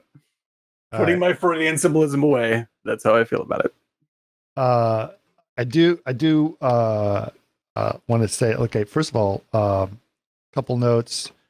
I want to give you guys a link in the Discord, in our Twitch stream for our Discord. If you guys are following us, we'd love you to be part of our Discord. It's a lot of fun. Yeah. If you are a Patreon member, it's basically it is patreon.com/martinigiant. You get access to the members only section of the Discord. But otherwise, just go on the Discord. There's still lots of great stuff that goes on there. You don't necessarily have to be a Patreon member to get all the cool stuff. You just get bonuses for that. But it's the end of the year. And if you feel generous for the end of the year and you would like to become a patron, we would love to have you. It helps the show. We really appreciate it. And, we really do. It's we certainly love the idea of chatting with people in Discord, and join up with that regardless. Sure. But also join us for our watch parties and every other Saturday, because that's another great chance to connect and chat and talk all this nonsense over Chuck Norris movies. Chuck Norris films. We did Breaker with Chuck Norris. That's right. But the thing is also, so we usually record on Saturdays at 3 p.m. Pacific time. But we are doing an extra one on Monday because we're trying to get a couple of ones in So if you want to join us on Monday for Tootsie, we'd love to have you there. That's Monday, January 2nd. Probably, if you're listening to this in podcast, that's way past. But anyway, we're going to have that one going on. And then on next Saturday, we are going to be doing Anti-Mame, which will also be a lot of fun because I've seen Anti-Mame many, many times. I really enjoy it. You ain't never seen it. And Eric, I think, would enjoy it as well. That's a breed of musicals in that time period. It's not really a musical. Well, just that, like the technical. It's a comedy thing. Yeah, it's very theatrical, by the way. It's like it can definitely be like a theater thing. Yeah, but the characters are good. I think it's an interesting thing. Yeah. Was fun. So basically, that's what's going on. Today is New Year's Eve, so I want to wish everyone a Happy New Year's. Happy New Year. All 2023. Someone put, by the way, the reason that someone in our Discord actually just posted a picture in our meme section that said that Zardoz takes place in 2023. Yeah. So, yes, that is the year Bust of Zardoz. out the loincloths, gentlemen. Yeah. So Zardoz is year 2023. So that's fun. That's it. Fun to think about as well. So is Zardoz? Yeah. If Zardoz is on Prime, that would be a great watch party. Even though we did an actual episode of it. I love that movie. Zardoz is really cool. It's a really bizarre, cool, fun movie that makes almost no sense, but it's fun to try to make sense of. Really fun.